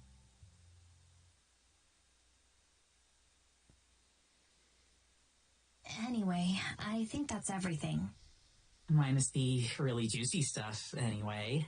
Oh my gosh, did they just tell them, like, everything that happened with the, like, oh my gosh. Because it's like, they're dating now, too, pretty much. It's like, what has happened between these friends here? I'm okay with not hearing about that. Thanks. Abigail, now finally finished with her meal, wraps her arm around mine and rests her head against me. Morgan sighs and sends Tara and me a meaningful look. She rises and clears her throat. Abigail, would you mind coming with me for a minute? Morgan's voice carries a more serious tone that feels like a sudden departure from our light-hearted reminiscing. I knew it couldn't last forever, but I'm hopeful we can return to it soon. Is something wrong? No, not at all. But there's something we need to talk about. And besides... She looks at Tara, then over to me. Her tone might be serious, but her soft expression makes it clear she's not about to deliver any bad news. These two might need a bit of privacy. I nod at her as Abigail lets go of my arm. With a quick kiss on the cheek, she stands and walks to Morgan's side. The two of them head towards the bedrooms, leaving Tara and I to stare at each other in silence. We look away from each other awkwardly as I try to think of what to say. Should I speak first? Should I wait for her? What do I say? She knows how much I missed her, but there was so much tension between us before I died. I never had a chance to apologize for hiding Abigail or for how I handled telling her I was going to quit. I take a deep breath and raise my head. I just need to go for it. I've spent long enough waiting to speak. Whatever happens, happens. I'm sorry. I shouldn't have... It was really shitty of me to... I just... We both slam our mouths shut again. Tara's face reddens and she chuckles softly. Maybe we should take turns. As long as you don't mind going first. She takes a long, overly dramatic breath and closes her eyes. I know I was shitty to you about leaving. I should have listened to you and accepted it instead of being all bitter and passive-aggressive. And I know I was even shittier once we got evidence. I shouldn't have frozen you out like that. Maybe a bad choice of words there, Tara. I mean, I shouldn't have ignored you the way I did. I want you to be a part of Terranormal. I really do. Trying to exclude you was stupid and impulsive. Oh my gosh, guys. I'm so freaking dumb. Okay. So, do you remember when Maddie said, like, oh, I don't know the moon was about to be full or something because I don't have Tara's shirts to, like, help me. I just noticed she has, like, a moon on her. Has her shirt been changing the whole time to indicate what the moon looks like? That's so crazy. Why is she like this? She looks me right in the eyes, and I can tell that all her typical bravado is gone. This is pure, naked honesty. It's hard enough for me to manage something like that, much less her. She's really put her heart into this, and I'm more than grateful for that. When all this is over, whatever you decide to do, I won't stand in your way. You know I always want you to be a part of Terranormal, but you gotta be your own person. And you're my best friend.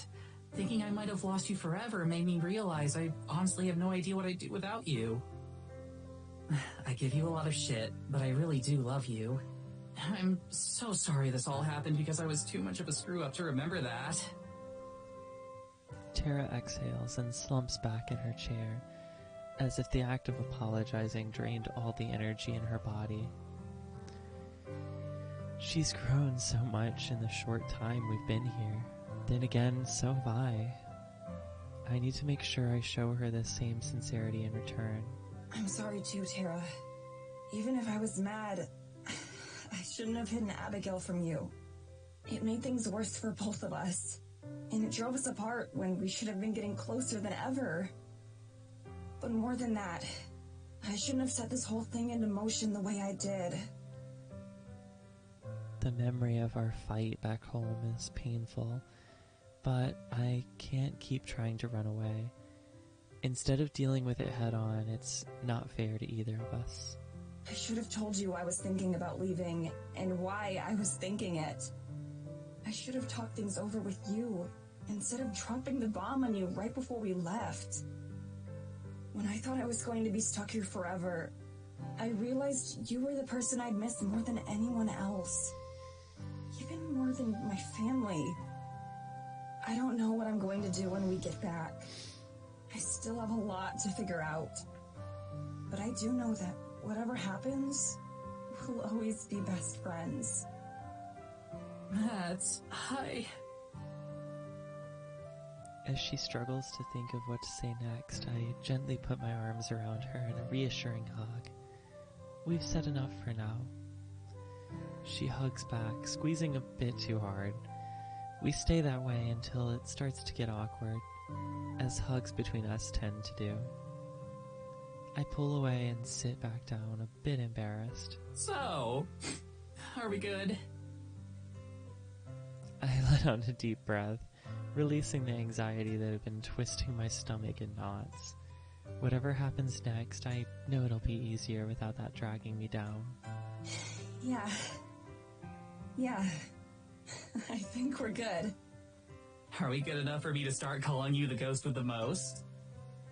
Don't push it. Oh, so they recapped everything.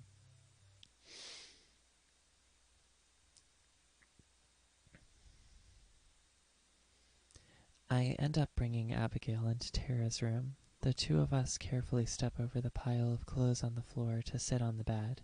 She bounces on it a few times. I don't think she's used to springs. Having fun? How do you people sleep in these? Aren't you afraid of just bouncing out of bed? It's not that bouncy. It's just comfortable. I suppose tomorrow I can let you know if I agree. So, what is it you wanted to talk about? It's hard to put into words. No matter what, I have been preparing myself for a conversation like this wasn't a part of it. It's about family. Our family. You're a Dulcing as well? I'm a Fisher, actually. But a change in last name doesn't change the fact that we're part of the same family. At first I couldn't believe it when Maddie and Abigail were telling their story. I thought that there must have been some sort of misunderstanding or that I'd heard wrong. But the details all matched up, not just with what Evelyn's told me over the years. She tried to break my spirit, but with the notes and journals she left behind by those before me. So she hasn't changed after all these years. It's still us. Yeah, I'm supposed to be next. There isn't anyone else. No siblings or aunts or uncles. They recapped, like... just me and her. They just, did that off-screen recap and said everything. The whole, Maddie dying, and the, I imagine the Fairy Queen stuff, and I imagine the, Morgan being, related to this big plot or whatever. That's wild. That's so much. She makes a sound of sympathy and moves closer to me on the bed, touching my shoulder gently. I tense up, almost shaking hard enough to shrug her off, but she remains.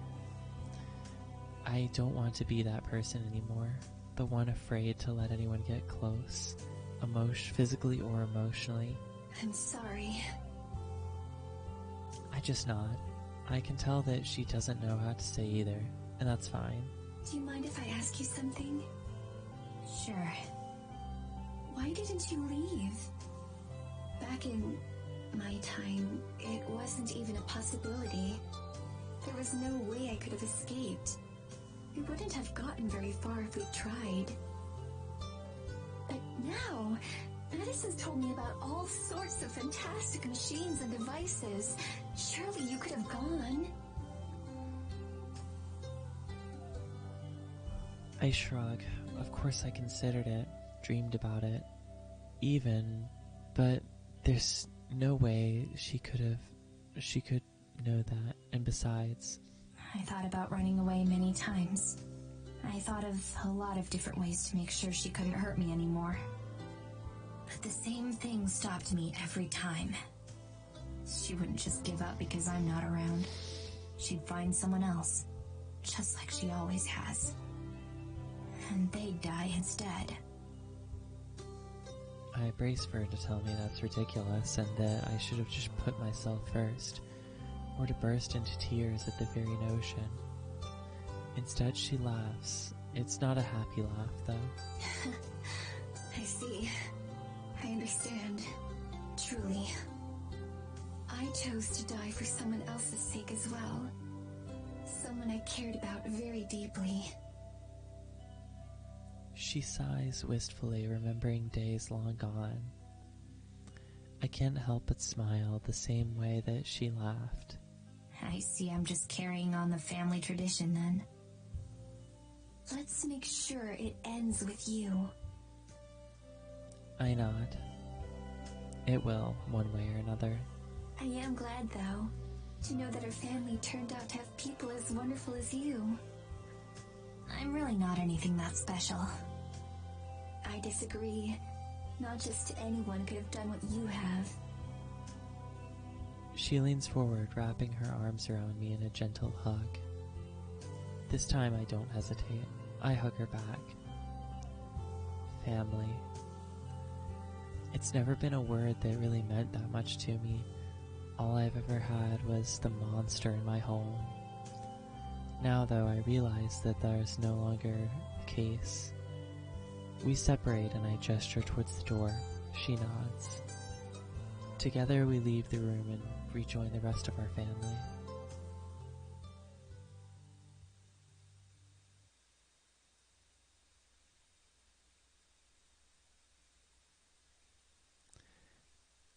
Abigail and Morgan come out of Tara's room and join us, both smiling. I'll have to ask her what they talked about later tonight.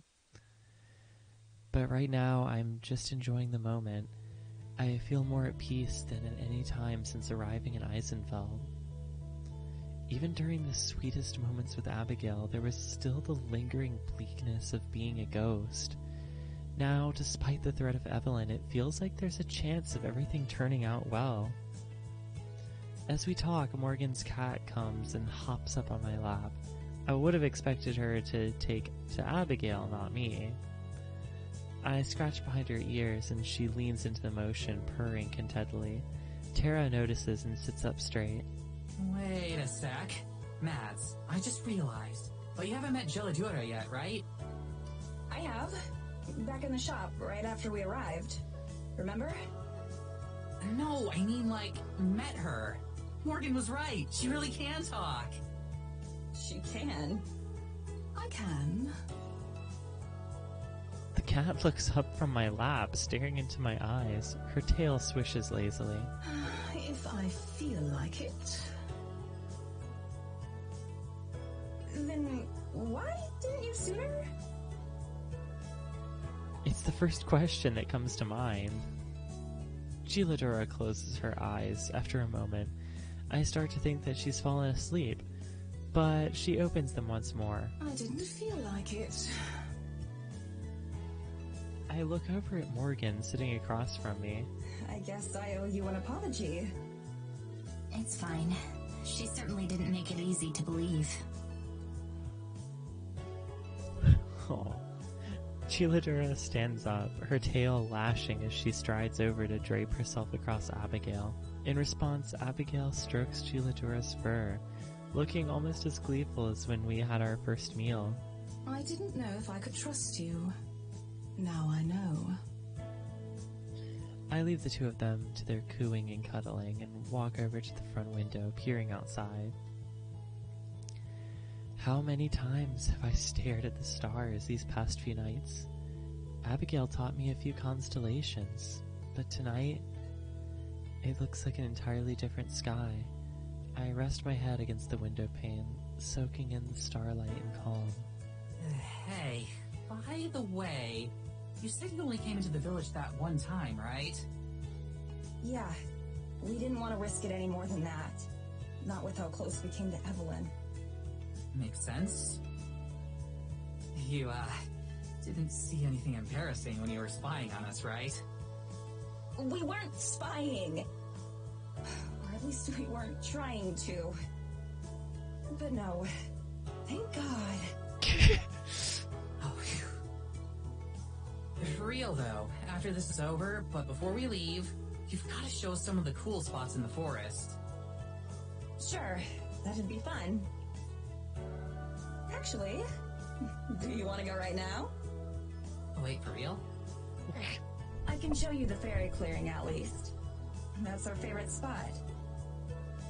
How long a walk is it? It's getting kind of late. Oh, we wouldn't need to walk. Tara's face slowly morphs from puzzlement to excitement as she realizes what I'm suggesting. You mean, like, magic? I nod. Oh, hell yeah! I love her so much. Oh my gosh. Her enthusiasm startles Giladora, who hops up and runs away. Abigail gestures in vain for her to come back. You two up for a field trip? Sure. Giladora traipses back in, returning to Abigail's feet. Abigail perks up immediately. Would you like to come with us, Miss Jaladora? I suppose so. Carry me. Abigail gladly obliges. I lead everyone outside and into the tree line, just in case there's anyone watching. I gather everyone into a circle, and the four of us lock hands while Giladora perches on Abigail's neck. Okay. 3, 2, 1. The forest greets me and I respond in kind. It shows us the way to its heart, to the lake. I hold Abigail and Tara's hands tightly and breathe the softest sigh. I thank the forest. Then I open my eyes and we're here. As soon as we arrive, I can feel the presence of the fairies in my mind. They're instantly aware of where we are, and I send them all a mental greeting, which is returned right away. Giladora slicks her ears back, and her tail begins to lash harder than before. I wonder if she can feel the magic too. Before I can ask, Tara whistles in awe. Dang, Mads. You really leveled up, huh? I put all my skill points into magic. Even Morgan looks dumbstruck, something I'm not used to seeing from her. She tilts her head back, staring in open-mouthed wonder at the glimmering trees and fairy lights. What is this place? Are we really still in the forest? Yes, it's a very special grove. It was one of the first places I brought Madison. We came back here many times. It definitely feels magical. Oh, damn it. I should have brought my camera. We all head down to the pond. Tara and Morgan gawk at its unfrozen waters, the same way I did when I first saw it. I feel a strange sense of pride seeing them so excited about this place. A loud buzzing sound suddenly fills the air before I can warn Tara and Morgan about what's about to happen. Fairies burst forth from the trees. Tara yelps in shock as they pass over her, wings beating noisily. Your Majesty! You've returned! Hello, you three.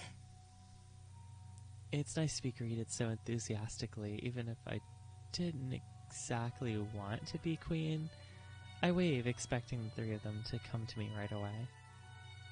To my surprise, the fairies sail right past me and flock toward Abigail instead. Our queen! Giladora hisses. Abigail shrinks back, looking afraid. I'm not your queen. She's over there. Abigail tries to point to me, but the fairies ignore her. No, you're not. We know you aren't. Isn't you? One of them reaches for Giladora, and she swats at the fairies with one paw, just like Abigail did when we first encountered them. The fairies react with shocked indignance, their mouths open in identical shapes of puzzlement. They abandon verbal communication, instead emanate a wave of questioning curiosity. Although I can feel it, it's not directed at me. By listening, or rather by feeling, I realize who they're communicating with.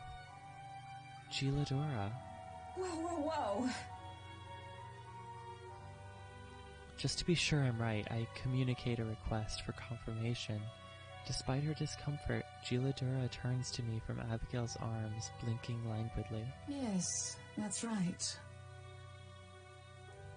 Now I'm the one whose jaw drops in shock. Here to fill us in, Mads? Cat? Giladora? Fairy Queen. Everyone is silent for a moment, even the fairies, when Abigail clears her throat. Does that mean I should set you down then? No, this is fine. Wait a second. A little seed of hope blooms instantly within my heart. The fairies answer my question before I can even think about it. The seed of hope withers and dies in response. Maddie?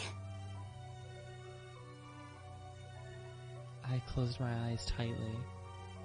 I see Giladora in my mind's eye, and the rest of the world fades away as I speak to her. Once again, the fabrics of time tear and disappear. The fairies guide our voices. Giladora can't be Fairy Queen. Not anymore. Not after what the Moonsick one did to her. Evelyn. The last pieces of the puzzle fall into place, and I see it clearly. Evelyn, the rogue fairy, burning under the moonlight. The Fairy Queen ritual gone wrong. Giladora running after Evelyn, and then disappearing. Without realizing it, I reached out for Giladora, stroking her fur.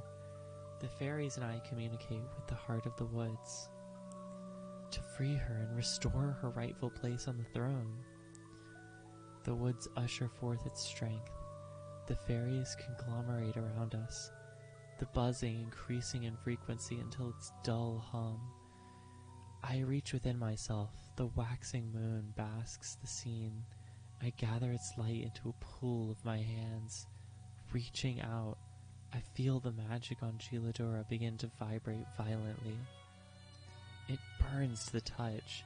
Giladora yowls in pain, and all at once the magic shatters and melts away. With a gasp, I'm back to the present. Abigail rushes over to catch me. The effects of time return. Their interest in their obsolete queen waning, the fairies clump back up and get ready to depart. We'll see you again soon. When the moon is at its brightest. One way or another. With that cheerful reminder, they take off, fading out of sight. I separate their thoughts from my own and push them away. Madison, what happened? I take a deep breath and steady myself. Abigail scoops the pained Giladora into her arms, petting and cooing. It's a long story. I'll tell you later.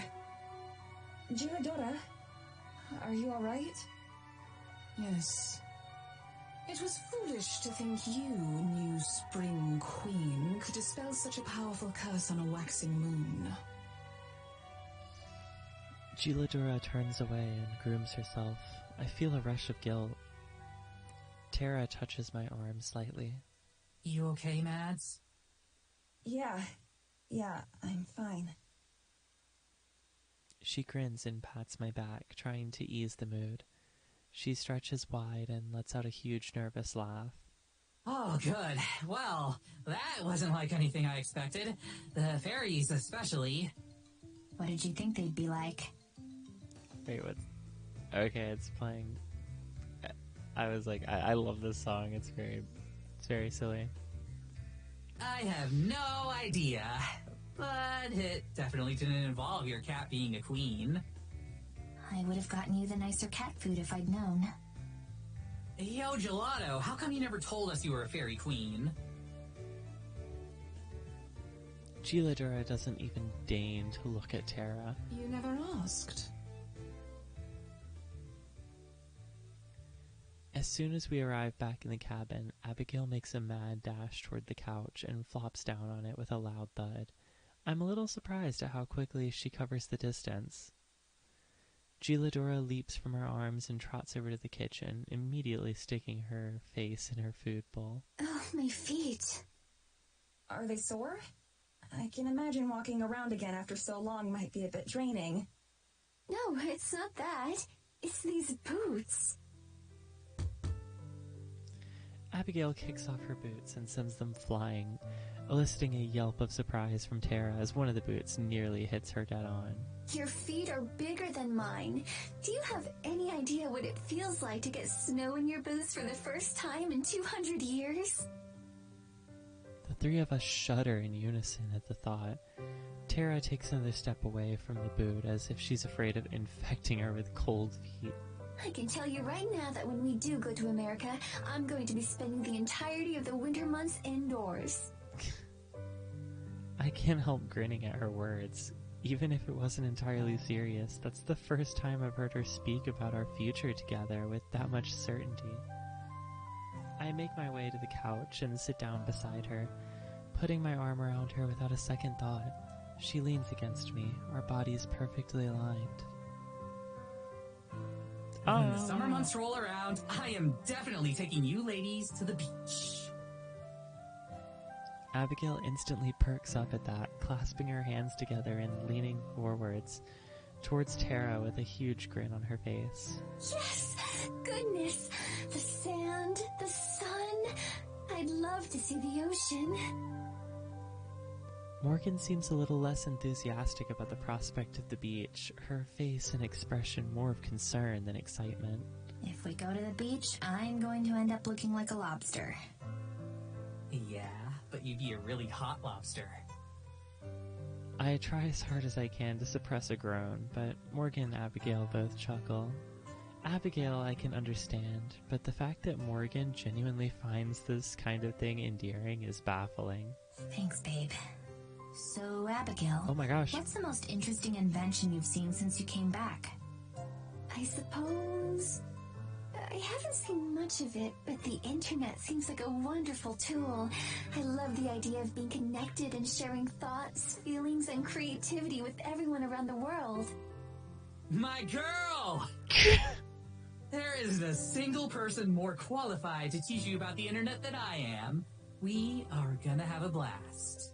There is no way I'm going to let you be the one to show her around the web. You get into enough trouble on your own. But Madison, doesn't Tara perform on the internet? I assume that means she's very knowledgeable about its workings. Tara raises an eyebrow and leans down to place her hands on the table, staring closely at Abigail. So Mads told you about Terranormal, huh?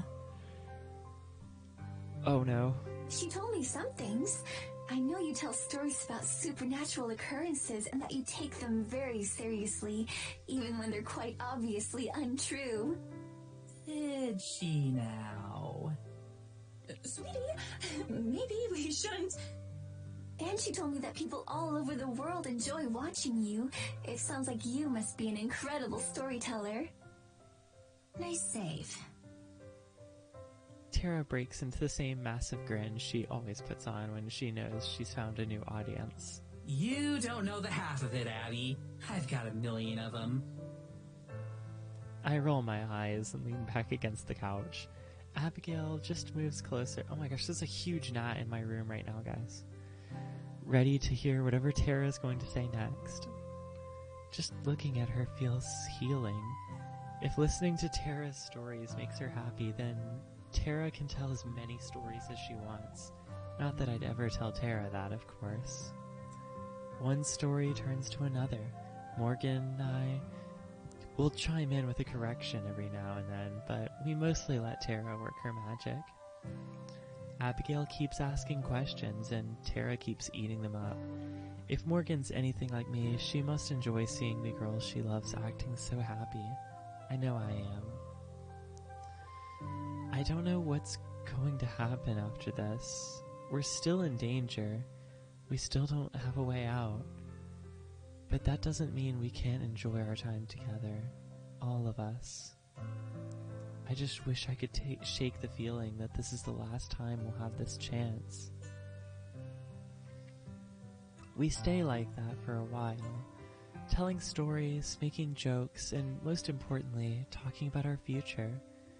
Whether it happens or not, talking about it all puts us at ease. We talk about sharing technology with Abigail, getting her and Morgan new wardrobes, where we're going to go on dates when we get back. In those moments, it all feels real, like we're remembering moments that haven't happened yet. Eventually, the sun begins to dip below the horizon. We have another huge meal to Abigail's delight. Afterwards, Tara tells her even more stories as Morgan and I clean up after them. I'm not sure if the four of us are going to stay in one apartment for long when we get back, but I think I'd really enjoy being around Tara and Morgan. Not as much as I enjoy being around Abigail, of course, but enough enjoyment to make me want to stick with them.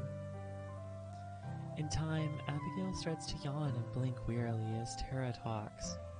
She hasn't had a chance to sleep since she got her body back, so she's no doubt unprepared for the strength of bodies need to rest.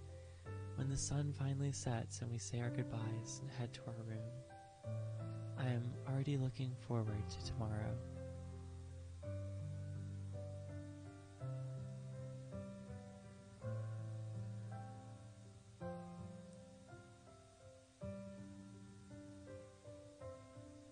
Okay, I think I'm going to stop here because my body is also beginning to slow to the point of exhaustion.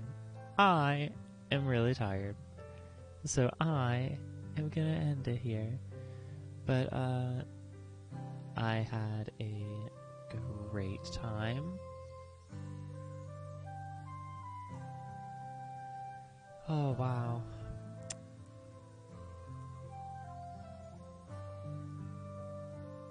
Alright, well, I will probably stream again pretty soon. I want to finish this game. I feel like we're getting close to the end, so I will definitely want to be doing that.